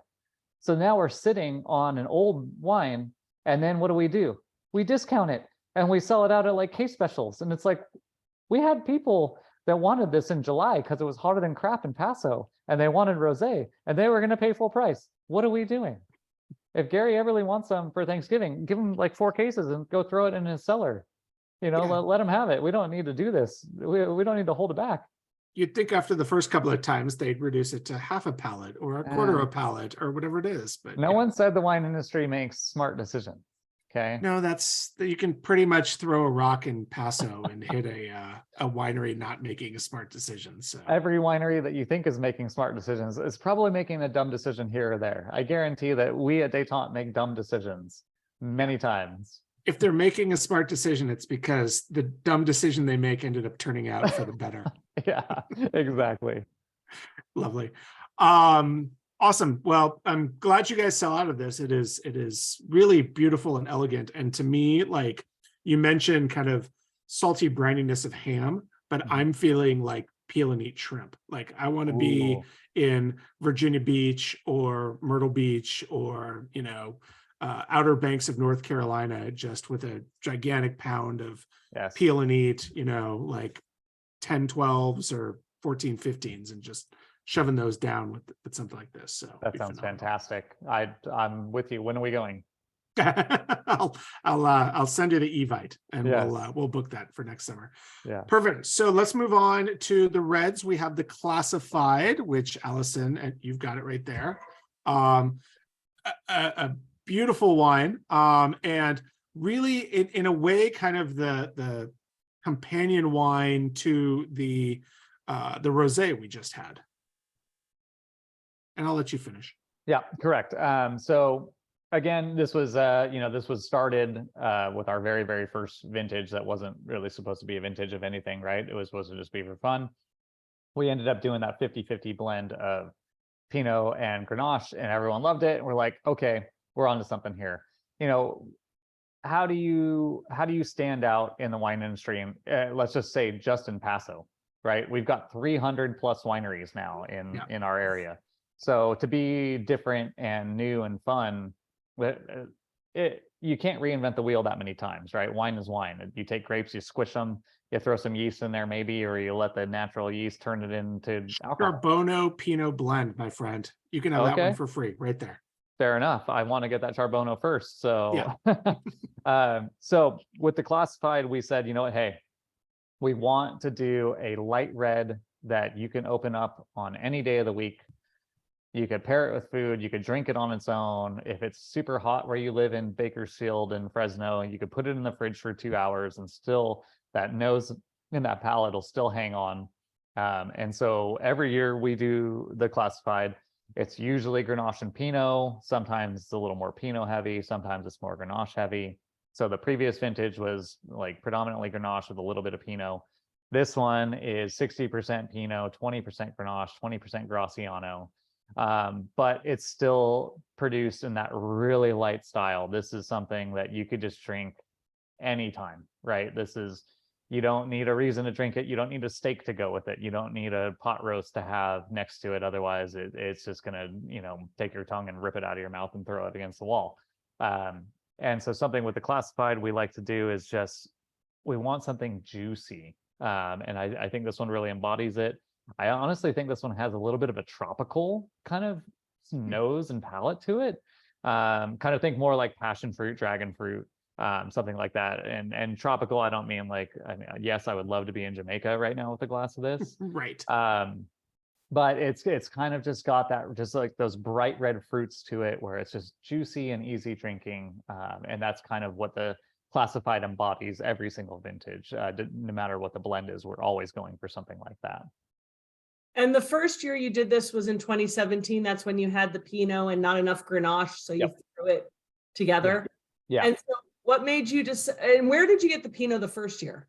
Stolo, over in Cambria. Okay. So, and this Pinot is the one from Santa Rita Hills. Correct. Yeah. So in this particular wine, you're talking 60% Pinot. That's Lafon Vineyard down in Santa Rita Hills, kind of Buellton adjacent. The Grenache and Graciano, Colburn Vineyard, again here in Paso, Adelaide district. And what do you think that the Graciano adds since you normally do Pinot and Grenache. And in some ways, while they're not normally normally Pinot's not blended with anything. Grenache is a blending grape traditionally, although beautiful on its own, but they're both a little more in that red fruit, category. And I can see how both in their elegance and lightness, well, a lighter style Grenache, they go together. Where does Graciano come in? Yeah, so the Graciano, it was kind of a bit of happenstance, right? We're making the Western Bloc blend, which is Grenache, Syrah, and Graciano. We said, you know what, hey, we got a little bit extra of this Graciano. Let's try it in the classified. Classified can be, a bit of more of our blending experiment, right? If it fits in there, let's put it in there. We make quite a bit more of the classified than we do of anything else. It definitely adds some color, as you can see. So we skipped 2020, so the last vintage was 2019, was about halfway between here and the rosé. So this one got a little bit darker with that. So that Graciano added a little bit of darkness to it. And also a little, I hate to say this, but it's like kind of like a little bit of a fluff on the nose, right? You get a little bit of that poof. And I think a lot of that kind of comes from that Graciano kind of giving a little bit of that earthiness, a little bit of that poofiness to it. It's a weird phrase I like to say, because like when I smell it, I get a little bit of, oh, poof. I think that's the Graciano, but then those red fruits come through, and that's all Pinot and Grenache coming through, right? Grenache is what? The poor man's Pinot. So I have to say it's pretty funny because I don't know if you guys remember last year when we did a virtual with Chris from Seabold Cellars. Another smaller producer, although I think he's making more than 500 cases now. But there's something about you guys with your extra juice that you just say, okay, because his whole thing was they came in the same day. So I co-fermented them. Why not? And you're kind of like, well, we had some extra, so we threw it in. Why not? Yeah. Well, it's like, it's like cooking, right? You cut everything up, you start cooking, and you're like, oh, well, I got some extra mushrooms that I didn't use in last night's meal. So like, I bet that'll go good in this stir fry. And what do? You throw them in there. Yeah. Sometimes it sticks, sometimes it doesn't. So do you foresee the classify always including a Pinot Noir component to it? Or, yes. Okay. Yes, classified will always be Pinot and Grenache. Will extra stuff jump in there? Absolutely. Yeah, I'm sure Syrah is going to jump in there at some point. Graciano obviously has already gotten in there. There will be other things that will get thrown in there. Let's see, 2022 classified is predominantly Pinot with Grenache. So I think it's going to land at about 65, 35. So 65 Pinot, 35 Grenache. No Graciano, no Syrah on this one. Don't put too much Syrah in there or you'll be Naomi. I know. Wait, that's Syrah? I thought that was Mega Purple. It's Mega Purple, Petite Syrah, Syrah, and Mega Purple. Yeah, Petite Syrah is in everything. Yeah, it's, as I like to say, it is the ketchup of the wine world. It is what you want to, if you want to drown any flavors and just have it be a consistent sticky sweet, boom, Petite Syrah is the way to go. Yeah, if you were smart, all these people that are ripping out all their vineyards and planting cab, they should just be planting Petite Syrah because everyone needs it to darken up their wines. Yeah, eventually that's all we'll be drinking when we reach the like Wall-E stage of humanity where we're just sitting in giant chairs. But if you've learned anything in these monthly, you don't judge a wine by its color, and a light red wine can still have a lot of body and texture. Yes, absolutely, and flavor. Absolutely. No, I love. Doesn't have to be big and dark and inky to be good. No, my personal palate, I lean towards the lighter reds, so things like Cinsault, Counois, Grenache, Pinot, Valdiguet, all of those good things are wonderful. Interesting. So are you guys doing any oak on this, since it is a lighter red, or using more neutral oak, stainless? All neutral. Yeah, this is all neutral, no stainless, but it's just all neutral oak. Most of it's French oak. There might be a Hungarian barrel on that Graciano portion, but it's a neutral one. So, and also getting the influence from it. You don't co-ferment, right? They're all vinified separately. Yes, yeah. So the only one that's field blended right now is the rosé. We did field blend the Western Bloc before. We did not on the one that's in the shipment right now. So the previous vintage we did field blend. They all ripened at the same time, and it was just like, all right, we're gonna blend them all anyways. Just go for it. Gotcha. And from your bean counter finance side, how do you feel about this being more of a Central Coast AVA, given that you're blending, Paso fruit with Santa Barbara fruit. So it's a different, have you seen Just this people time. actually, just this time, yes. Well, but even the Slow Coast versus Paso, if you're going to start using the new vineyard that you guys are working with, or even when you were working with the Stolo vineyard, that's not Paso. Yeah. So, I mean, have you seen people noticing that, or does it just kind of come out in the wash? I mean, so most of our wine is a hand sell, right? It's face to face at the tasting room. So you're getting the story, you're getting the background on each wine anyways. In terms of actual AVA with the Pinot, it's an easy, it doesn't matter. Like we already know that Pinot is not great in Paso. So we've gone around. So after we lost Stolo as our supplier for Pinot, we've jumped around. We went to Damn you, Rajpar. well, I mean, they're growing, and there's nothing wrong with that. We used to take 1 ton from them; it's not a big deal. So after Stolo, we went to Solomon Hills down in Santa Maria, and then we went up to Santa Cruz Mountains to Munn's Vineyard, and then we finally got something off the Slow Coast AVA. So we've been jumping around trying to find something. If we were in the $70+ price range on the Pinot, Sure. I think absolutely that matters. Right. And also if you weren't blending it with Grenache. So for the classified, yeah, that's always going to be our cheapest red. With that one, I don't think AVA really matters. We could go Santa Lucia Highlands, we could go, Santa Rita Hills. Yeah. We could go into San Luis, in Edna Valley and find the cheapest Pinot we could get, as long as it tastes, somewhat just middle of the road. It would fit fine in the classified model. When it comes to our straight Pinot, yeah, I think that matters. It's a little bit higher price. It's $10 more a bottle.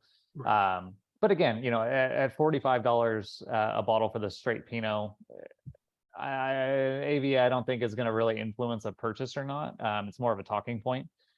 Especially with the new San Luis Obispo Coast, at least we get to say, hey, yeah, we're on this vineyard that's right on the edge of San Luis Obispo Coast. It's a new AVA. People get excited about that. If we threw Russian River on there, well, yeah, heck yeah, it's gonna be a $90 bottle because I got charged $20,000 a ton for it. I was gonna say you're paying through the nose for the grape, right? So yeah, you have to justify that price. Yeah, when it comes to the Pinot around here, I mean, our prices kind of are following what we're paying for on fruit too, and I don't feel like we've been unjustly charged on any fruit that we've gotten for our Pinot, especially given sometimes these are vineyards we've never worked with before. And what have you, and Pinot and Paso it's they know we're going to process it in Paso. It's well, Paso's not really known for Pinot, but there's quite a few people out there that have a Pinot. Most of it's not grown in Paso. No. So yeah, I don't think for this particular bottle, I don't think it's too big of a deal. Retails for $35 a bottle. So I think at that price point, especially, I mean, Lafon Vineyard's been around for ages. They've been around for 30+ years. They're a well-known place. They make phenomenal wines as well. So having a reputable vineyard and in Santa Rita Hills, I think is a quality thing to have on the label. Yeah, absolutely. Before we jump into the food pairings and the next wine, I do want to talk a little bit about your labels because they are so fun and inventive. Is that all Julian's doing? Do you and Chris have some say in that, or do they stay consistent year in and year out, or are you guys doing some variations? Yeah, so we all get to collaborate on them. We've all come up with certain ideas on what we want to do. Obviously with Detente, so Detente, it's kind of a Cold War era term. When Nixon was president, he was trying to bring in that era of Detente with the Soviet Union. That's where we're kind of drawing a lot of our imagery and branding from, right? So it's a little bit more Cold War based. Wasn't great when Putin decided to go launch some missiles. Nothing we could do about it. But in the heart of it, though, Detente means peace, right? It means an easing of tension. Let's settle things down, right? So I think our brand sits fine. The first weekend after he invaded Ukraine and I was in the tasting room, I was a little nervous about people's attitudes towards it. I mean, your wine's not called Perestroika, so I think exactly. Yeah, no, and it's not let's Glasnost. Everybody, and we're not sitting in there with a hammer and sickle tattooed on our arm or anything. You're not the Wagner group. No, exactly. So you know, with that idea in mind, we do have a lot of Cold War kind of themes with the branding and the labels. So some espionage, some propaganda style. So I mean, the logo of Detente is supposed to be big, bold, red propaganda in your face. With a classified, pretty simple redacted document, you know, total spycraft type stuff. And I'm sure underneath there, Julian probably wrote like Julian is the greatest graphic designer ever to have lived, you know, and that's just underneath the redacted part. But it's really cool because we get to, you know, put what we want on there, what we want people to know, and we don't have to put anything else on there. Some of the other labels, the Western Bloc and Eastern Bloc map. So Eastern Bloc, obviously, you know, the Eastern Bloc states of the Soviet Union. Kind of that label was modeled after a map of that area, but it's actually a map of Paso. We highlight the different sub-AVAs within the region of Paso. Same with the Western Bloc. So these labels are exactly the same. There's different color variation here on the blues. Those are the different sub-AVAs on the west side. Eastern Bloc is the same thing, but this side over here is red with different color variations on those different sub-AVAs. So that's kind of part of the branding as well. Experimental series kind of supposed to be that guerrilla marketing, right? Just propaganda style with a logo that's kind of splattered all over. The rosé, originally the rosé was kind of supposed to have that map that's on the Eastern and Western Bloc underneath it. It didn't really work out that well, but we kind of like that blind emboss, just kind of something different. And then our Sauvignon Blanc and Grenache Blanc labels. There, let me go grab one real quick. And then we also have to include a food pairing for this wine because we're going to talk about it. Yes. Matt's portobello mushroom and Parmigiano salad sounds pretty good. Yeah, that does sound really good. Luckily, I don't have to go too far for that. So this is the Grenache Blanc label. So as you can see, like it's kind of hard to read right now, right? But what it is there's a spot varnish on it. And so what it actually reads is 2022 Grenache Blanc, Colburn Vineyard. Yeah. But when I just hold it right here, you can't really read it. And so the idea behind that was supposed to be like a hidden message in a piece of paper where a spy would have to like wash it in a certain acid solution to get that kind of ink to come through and read the message. So we have that with our Grenache Blanc and Sauvignon Blanc. Sauvignon Blanc's on the east side, it's red. Grenache Blanc's on the west side, it's blue. And so that's kind of where some of that comes through. So yeah, we all kind of collaborate on all of those. Julian obviously has a lot of influence on that because he's the one who has to like physically design these and send them off to our printer. So it's a lot of fun, you know, those all kind of stay the same for the most part. We don't vary too much on those. If a new wine comes in that's not an experimental series, then yeah, I mean, we'll have to come up with something different. But for the most part, they're all kind of like that. Well, it's just really refreshing to see a wine brand in Paso that has a very specific, you know, brand imagery, and that you guys stay in there and continue to tell the story with every label, every wine that comes in. You know, you're not veering off. It's not somebody's name on the label and you can't quite figure out how everything works together. Like there's a story to be told there, and it's a really, really smart, interesting way to keep interest in the wine and get people, you know, from the minute they look at a label, the minute they look at your tasting sheet, they can understand it. Yeah. And that was something that was obviously very conscious in our minds when we were building the brand out, right? You know, obviously we didn't want to be just a last name on a label. That doesn't really work, especially in a partnership, but also when the winemaker's last name's already taken. So that was problem number one. My last name is too hard to pronounce, and everyone would think it's an acronym for something. So, and I'm not the winemaker, so I don't need my name on there. So when coming up with Detente, you know, the idea behind it was, hey, we want to be different. We want to be edgy. We don't want to be just a white label with a cursive last name on it, because that's too easy. And everybody could do that, and it's beautiful and it's elegant and it's classic. I don't think there's anything wrong with that. It's just for what we were going for of being different and edgy, we didn't want to fit within the regular norms of wine labeling when it came to it. And having that thought process, like you said, between all of them, you know, there's something behind all of them. It's not just oh, well, like, yeah, I mean, we just wrote Cabernet on it because it's Cabernet.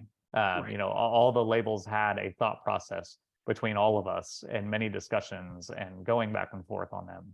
And that's something to be, you know, excited about and, you know, create something different so people can enjoy it. And you'd be surprised how many people want to you pour in their taste and the tasting. Oh, can I see the bottle? Oh, can I see the bottle? Everybody wants to see the bottle. No, I think that's a huge thing. And obviously, in our Instagram social media culture, having bottles that people want to photograph and share on social media, and fun little interesting stories, Easter eggs on them, all of that goes miles to helping solidify your name in their brains.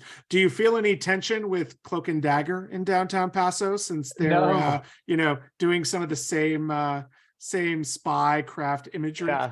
So Ray, he's got a little similar branding going on, a little bit different. I mean, his is very, very, very much so just spycraft, right? Exactly. And ours isn't necessarily just spycraft. This isn't. We're a little bit. This is realpolitik. Yeah, exactly. And we get a little bit more broader spectrum. I mean, the Cold War was. I mean, some still say it's going on still, but I mean, let's say it was really the 50s through the 90s. The problem is the Cold War now is going on between like the South and the West, but that's a whole different thing. That's a different thing. That's a little more localized. Yeah, but they definitely need some détente. So we've got a little bit more to draw from. He's actually, we used to buy fruit from him when he had his vineyard. Everly used to buy fruit from him, so he actually knows us pretty well. We're all friendly with it. And again, I think Paso wineries, for the most part, I'm not going to speak for everyone on this one, but we're all in it together, right? I mean, we're all trying to support each other. It's a very tight-knit community. Everyone will help you out if you ask for help. And, it's the same thing. Like, I don't want to bash a single winery out there for doing anything. And if something is close to ours, and that's not a problem. I don't think anyone's really confusing Detente and Cloak and Dagger's wines out there. Maybe they think, we're kind of similar, but hey, so is every white label with a cursive name on it. So, or maybe they're real spy fans and they're your two biggest fans. Like, exactly. Like they are the members of the two clubs because they like anything spy related. Totally. Yeah. It's all the John Le Carre fans rolling into town. Exactly. You have like a certain niche if you're into that kind of stuff, like the winery. Like dog labels. There are people who buy labels just because they have dogs on them. Yep. There's a lot of those out there. Yeah. We all have hungry dogs too. Interestingly enough, I remember years ago, a distributor I was talking to said, the worst thing you can put on your label are human faces, animals, or art, because you're immediately cutting your potential audience in half by 50%. If you're putting a woman's face on it, there are going to be men who won't buy that, and vice versa. If you're putting dogs on it, there are cat people who won't buy it. And if you're putting any sort of abstract art, there are going to be people who look at that and go, oh God, I hate that, and move on. So it's an interesting balance to find that aesthetic versus, again, it's the art versus commerce dilemma that all retail products seem to have to manage. Let's talk a little bit about I'm not going to touch the Bud Light joke. Appreciate it. Let's talk a little bit about pairings before we move on to the final wine. We're over time, but hopefully you can stay with us, Trevor. Yeah, absolutely. So Matt and Carrie, portobello mushroom and Parmigiano salad sounds delectable. But given the Pinot nature, the lightness of the Grenache, Trevor, what are some of the pairings that you guys normally pair? Yeah, people ask this all the time, especially with Jeffrey's barbecue in our tasting room, practically, or we're in his restaurant, really. Right. Very much, I'm a very chicken and pork guy with the classified, lighter style, not overly seasoned, just kind of like a really like clean, fresh, lean chicken or pork dish. I think goes really well. Jeffrey's like banh mi sandwich, I think is great with classified. You got a little bit of flavor, but it's not overpowering on either end. That I'm definitely more that kind of clean white meat with the classified on for me personally. Does he still do? I know he did pulled pork nachos at one point. That was quite good, if I remember. So the nachos, I think you could get with any kind of the meat on it. So you could get brisket, tri-tip, pulled pork. Yeah, nice. Pulled pork sandwich, absolutely. Pulled pork sandwich. The only thing with the pulled pork sandwich, it depends on how like smoky I think the sauce is. Yeah. I think sometimes if the sauce is like is just really overpowering, I think the classified gets kind of lost Right. with it. But if it's like a nice light, it's not too smoky, not too spicy sauce, I Yeah. think You need pulled more pork of sandwich. the vinegar based Mhm. sauce rather than like Yes. the Yes. tomato molasses smoke, Yep. liquid smoke type of sauce on it. Yep. I agree. I love it. All right, last but not least, let's talk about the Western Bloc. And most importantly to me, what the hell is the Estrella district doing on the Western Bloc? We're gonna have to talk to Jillian about that one. No, I'm kidding. You know, you can certainly make an argument that they Yeah. are technically part of the West, but generally when people in Paso think of the West Side, it's, you know, the big three. It's Templeton Gap, Well, actually, Adelaide, that's and Willow Creek. so you're talking about this top one here, right? Yeah. I mean, it's in So- a different color than the others, so it's kind of a separate designation.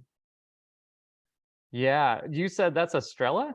I'm trying to remember which one it is, but I thought Estrella was bigger than, I thought Estrella extended more, but it is, I mean, there's not a San Miguel region, so I don't know what quite that is up there. Yeah. That's a good question. Not to be that guy, so, you know, but Well, because we pulled this map. Well, I mean the heat map part of it off Yeah. of the Pierre de BCA's site. and so from a heat map, it makes sense. I mean, Because I thought the Estrella was more so like this whole area over here I thought was Estrella. Estrella goes down there, but it does have a little bit of Okay. that kind of western side. God, while you're talking, I'm going to have to Yeah. bring up a Paso Yeah. AVA map on I was this. gonna pull the Eastern Bloc and see if maybe he put that one in red too. That's right. It's Tell just us playing both sides. tell us a little bit about this one. So this wine Yep. this is the wine that I meant, that is more the sister wine to the field blend, the rosé, and Correct. terms of it features the same grapes. Correct. So same field, same area of that field. So the new plantings on Colburn Vineyard, picked about 3 weeks later than the rosé. This is where, so now this blend obviously is a little bit different than the rosé, right? But the same time that classified's got a little bit of Grenache and Graciano in it. So, Oh, and it is San Miguel district. I apologize. Okay. That is what that is. so then that, yeah, okay. So then Estrella must be the one that's butting up to it on it the is. like, Yeah. kind of beige color. Okay. All right, we don't have to fire Julian. I'll tell him. All right, good. You're not buying him out. Yeah. You know, pennies on the dollar. Yeah. Okay. So so the Western Bloc.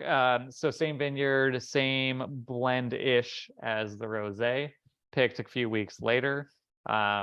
This particular one went Syrah heavy. The last one went Grenache heavy. This is just that like bold, fruit forward, juicy, in your face. I mean, there's a lot going on the nose, a lot going on the palate.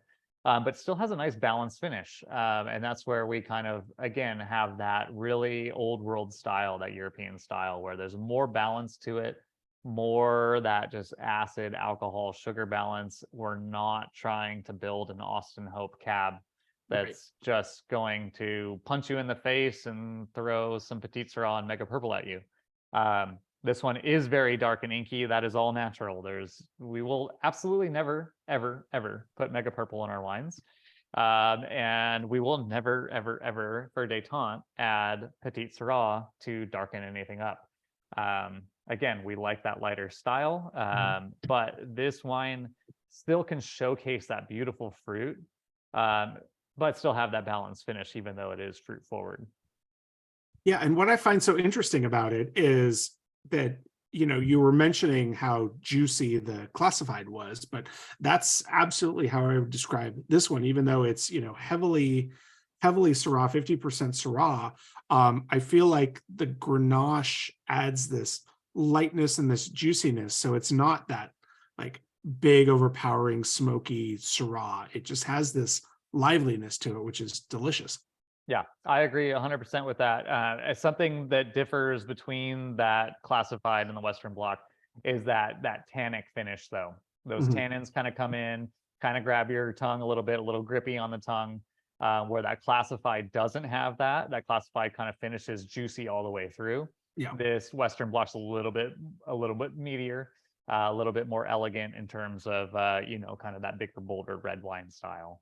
Yeah, you're right. Those tannins definitely like hit the brake on the finish of this, and bring a little more astringency, a little more richness to that finish. But it's such an interesting wine. Which came first, the Eastern Bloc, the Western Bloc? How did you guys was it something you decided to do at the same time? Eastern Bloc came first. Okay. Mainly because that vineyard has been around for a long time, because it's Stillwater's vineyard and Paul's been growing for a long time. Western Bloc came on a little bit after that, I would say 1 year after that, and we actually started on a vineyard across the street from Colburn Vineyard, and started with 100% Mourvedre for the Western Bloc, which was absolutely incredible. If I ever sell our library stock of it, I guarantee that we have many, many takers that will pay me ridiculous amounts of money, I hope, for it. But no, so yeah, Eastern Bloc came a vintage before the Western Bloc. The rosé came before the Western Bloc as well. So when that vineyard first came online, the very first fruit, we took the entire field and was just rosé. And we didn't get very much off of it since it was first crop. So second year, then we were able to kind of use that vineyard into the Western Bloc after we had already used the 100% Mourvedre from across the street. Nice. And how did you guys decide on this particular percentage blend of the wine? Was it always intended to be Syrah forward, or is this something that shifts from year to year? Correct. Yeah. So it shifts from year to year. So the previous vintage was Grenache heavy, 66% Grenache, and then like 20% Syrah, 14% Graciano. This one's 50, 25, 25 with Syrah dominant. No. So with that one, you know, we're doing blending trials and seeing what's going to work best in the Western Bloc. From there, if we can use it in the classified, we use it. Hence why there's Graciano in that classified, as Allison alluded to earlier when we were talking about that. So yeah, no, not an intention on the blend ever when it comes to the Western Bloc. So we kind of always play around with that one a little bit and then find a home for it otherwise. Yeah, it's so interesting. And I know the Eastern Bloc tends to lean more these days into the Bordeaux varietals. Yes. Is that kind of the intention, to keep Eastern Bloc more Cab Merlot based, keep Western Bloc more Rhone based? Yes, absolutely, 100%. So part of the détente of the West Side, East Side Paso, right? So Chris feels like Bordeaux's grow really well in those Eastern sub-AVAs. So El Pomar is really good for Bordeaux's, whereas Adelaida district is great for Rhones. And so hence Western Bloc Rhone varieties, other than the Graciano, which that was still a mistake. It was supposed to be Mourvedre, yada, yada, yada. But then Eastern Bloc's always going to be Cab Merlot based. That blend always changes. Sometimes it's Cab dominant, sometimes it's Merlot dominant, sometimes it's 50-50. Always going to be just Cab and Merlot for that Eastern Bloc, though, off of Stillwater's field. Nice. And at what point, you know, does the glasnost happen? Do you bring the Western Cab and the Syrah. Eastern together? Yeah, Cab Syrah would be a great blend. We do a Cab Syrah at Eberly. It's fantastic. It's always a crowd favorite there. We have talked about it for many years. Yeah, again, it kind of gets into that situation of we're making too many labels for such a small place. So if we do that, we're going to end up with like 20 cases of Western Bloc, 20 cases of Eastern Bloc, and then 20 cases of handshake East versus West, East meets West. Yes. Which is great, right? Because you can sell it, but it's a matter of being able to pour it in the tasting room, because now we've got one extra wine that we need to showcase. At the same time, we can move it in the wine club. It'll go in the wine club, but now we've got to move all three of those. So there's a bit of a, you know, I mean, it's a business numbers game, right? You know, you can make so much, but you still got to be able to move it. You know, some people, when they first get into this industry, when they don't know anything about it, they look at their projections on how they want to grow their production, and they start with 500 cases their first year. Their next year they go up to 1,000 or 1,500, and that's not possible. I mean, if you've got a great wholesale channel, sure, But when you're trying to be like just a DTC retail type winery, that kind of growth, it doesn't happen. You're competing with so many wineries. It's just, Right.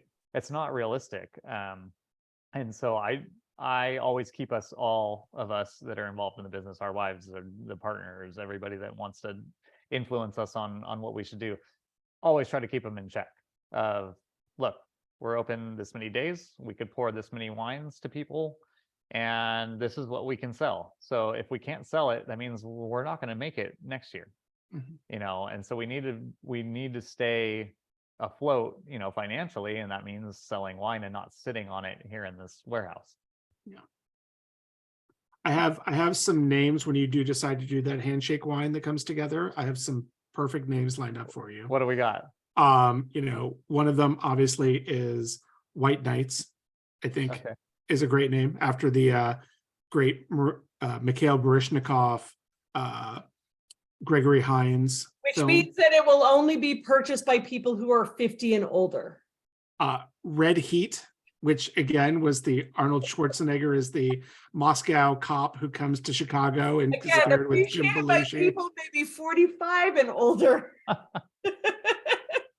You're hurting me, Allison. I'm just saying that unlike our generation, because I can speak freely here at this group, our generation was educated by our parents to appreciate their things. I don't think younger people are educated to appreciate the beauty of the 80s. Well, the last one is Timeless, which I believe is Winds of Change, named after the famous Scorpion song that basically led to the tearing down of the Berlin Wall. So speaking of tearing down of the Berlin Wall, so we did have one wine. It was our Gewürztraminer. We did it in kind of like a semi-sweet style with that one. That label was, okay, speaking of the 80s, I got to find a bottle of it. I'll find one and show us here. So it is a blend of the music video from Aha, it's Take On Me, where it's kind of that like sketch artist. He kind of jumps in and out of reality. We blended that with a picture of the Berlin Wall coming down the first day when there's a big crowd gathered. There's like a guy with a sledgehammer knocking a hole in the wall. Put those two together. That was the Gewürztraminer label. I love that. While we were doing that research, though, we did realize that David Hasselhoff was the one who brought down the wall. Yeah, he's saying his "I've been looking for freedom" song. Yes. They're on the Berlin Wall with his piano key necktie. So if we do a Cab Syrah, it might just be the Hoff, and it might just be a picture of him, leather jacket, piano key necktie, just sitting there bringing down the wall. I mean, you found your celebrity spokesperson, and he's not doing anything, and I think he's open to it. So brilliant, except I will say again, appreciated by an audience 45 and older. Maybe, but I think everyone can appreciate the Hoff. Yeah, I think the irony will definitely leach down into the 20 and 30 somethings there. You know why? Because you don't hassle the Hoff, Allison. That's right. Do not hassle the Hoff. But I don't know that the 20s and 30s know what irony is. No, they That's don't. a bold statement. No, they don't know irony, hyperbole, sarcasm. No, actually, sarcasm they're pretty good on, but in a different way. No, this is, I mean, this is phenomenal. The juiciness of it, it's beautiful. Is the plan to kind of keep it Syrah based? I know we talked, earlier it was Grenache, this time it's Syrah, or is it really just whatever the vineyard gives you, whatever you kind of have access to every year moving forward? Yeah, no, it's always going to change. The one going to bottle here, like winds of change, to be yes, it's going to be 80% Syrah, 10% Grenache, 10% Graciano. Oh wow, okay. So way more Syrah heavy. But I just tried it today with Chris, and so good. Nice. So good. And any oak on this, or are you sticking with neutral barrels for this one? Okay. A little bit of second fill Hungarian on this one. So you do get a little bit of oakiness. The French on this is probably 3 or 4 years, so you're getting a little bit, but not a big influence on it. Nothing brand new on it. And I know from your standpoint the reasoning to use Hungarian oak, but from Chris's standpoint, what is the Hungarian oak or the second fill Hungarian oak kind of bring to Actually, the- this is Chris's decision, not mine. He likes that kind of meaty gaminess that you kind of get out of that Hungarian oak, especially with Syrah, because you already kind of have that blueberries, earth, that gaminess is already going to come out with the Syrah. You hit it with a little bit of that Hungarian oak, and they kind of match each other a little bit.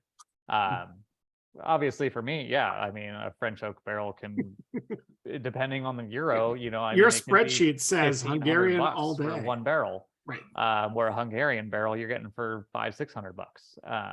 So I mean, you're getting 3 Hungarian barrels for 1 French oak barrel right now. Actually, the euro's decent right now. I think we're like $1.10, but that kind of costs to me, like, so a lot of people like, oh man, you're a bean counter or a grape counter. Like, don't you hate all of that? No, I don't, because it's part of the art, it's part of the craft. And ask Daniel Dow how much you could sell a wine that's in 100% French oak. You can sell it for a hell of a lot. Only because on the tasting sheet it says 100% French oak. Yeah. New, It's best 100% not to new ask French Daniel oak. Dow anything, but I agree, and I don't talk to him, but he did a Pinot from Solomon Hills Vineyard in Santa Maria the same year we did in 2019. It was 90 or 95% new French oak. yeah. Ours was all neutral, nothing new.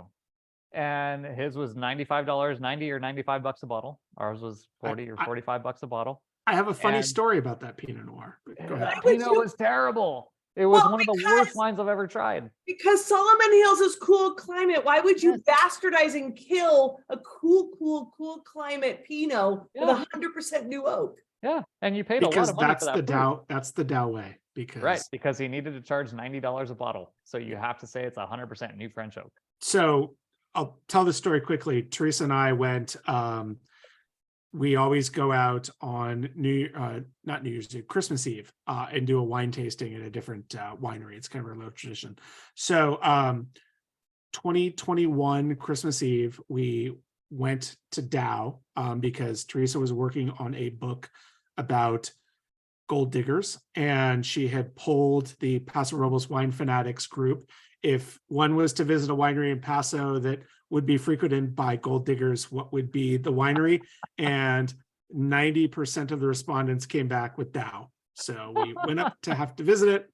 So we're doing the tasting. The gentleman who was pouring for us, very, very nice guy, pours the Solomon Hills Pinot Noir, explains initially that the Solomon Hills is located in the Santa Rita Hills region of Santa Barbara, which I then had to correct him about that. Yeah. And when he poured and then walked away, I was like, okay, this is a 2020 Solomon Hills Pinot. Let me do some back of the envelope math. Like, let's say they harvested the grapes in September, maceration,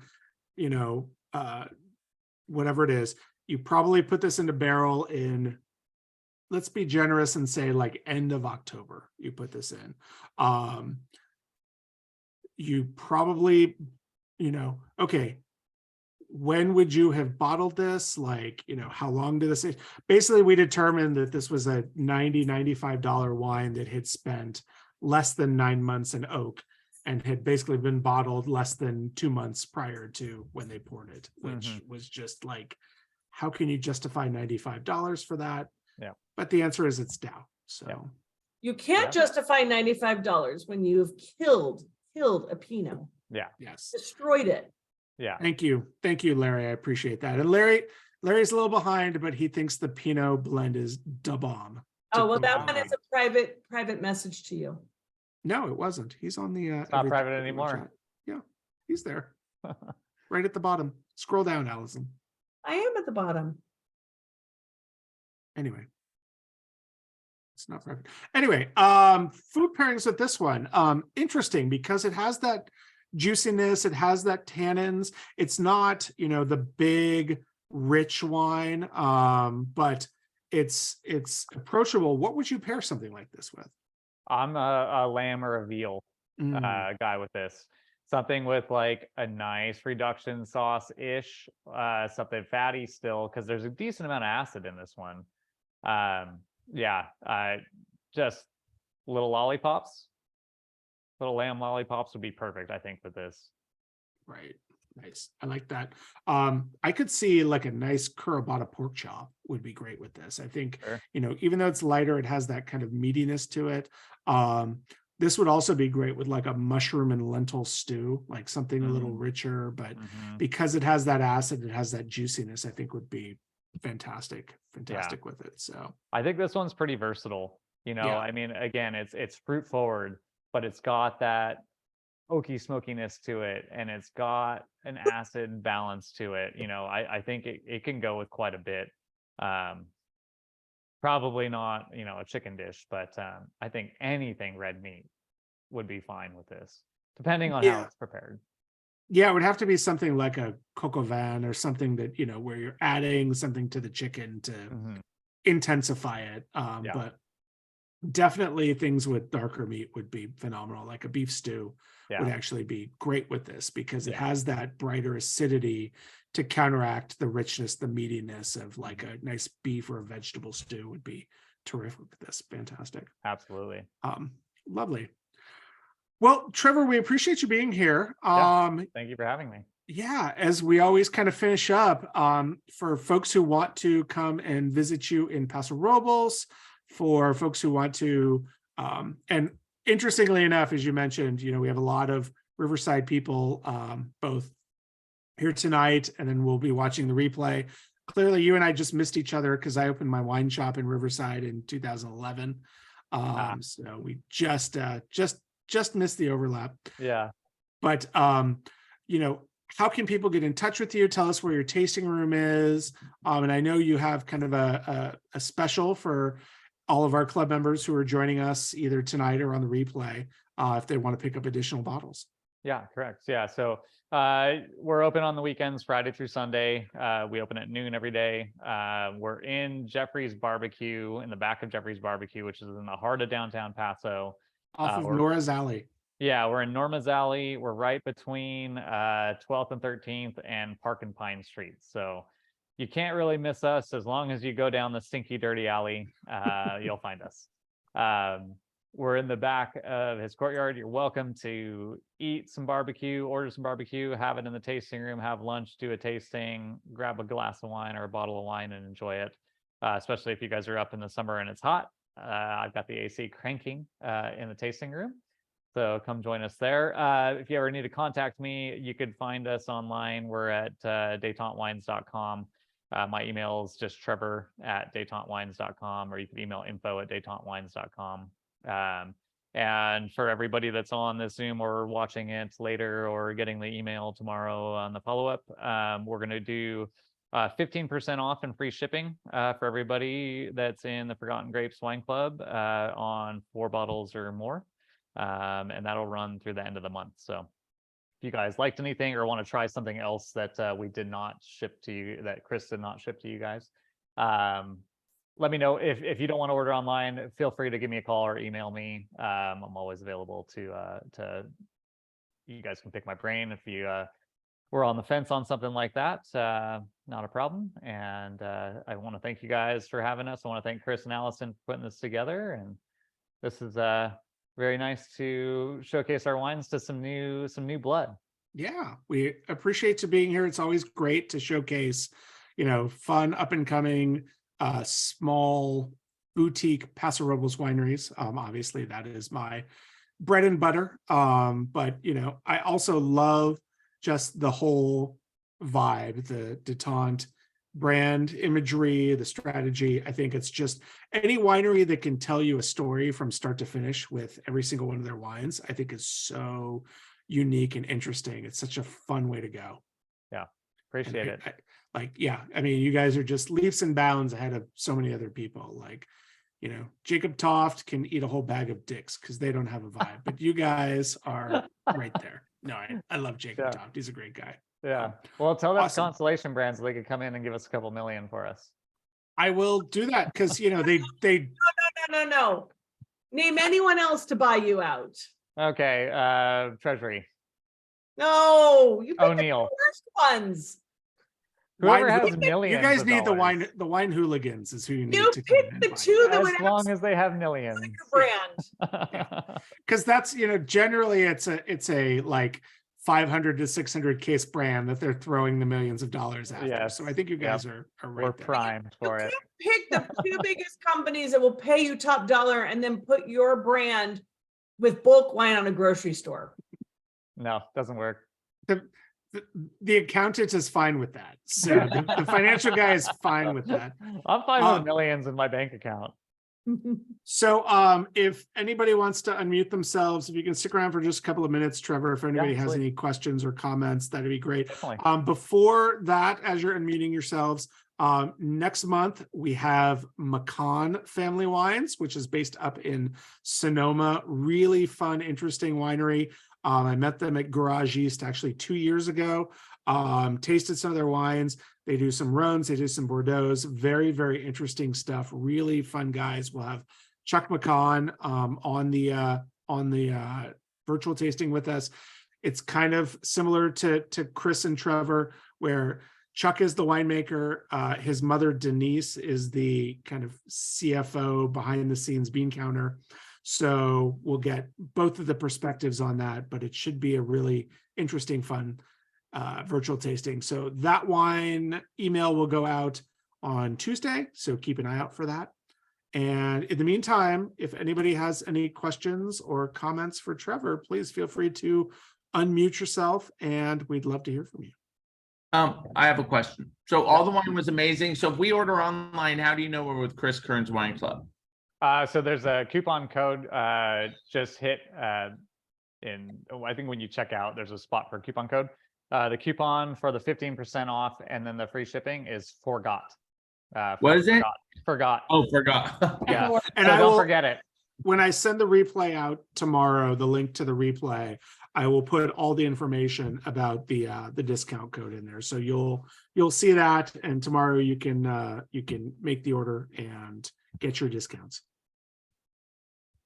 And it'll be good through the 31st. So if you want to, if you order 4 bottles of rosé and blow through those by Memorial Day weekend, you've got a couple of days to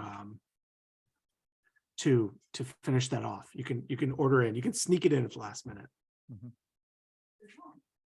Yes, detente. Exactly. Sorry, Teresa's home.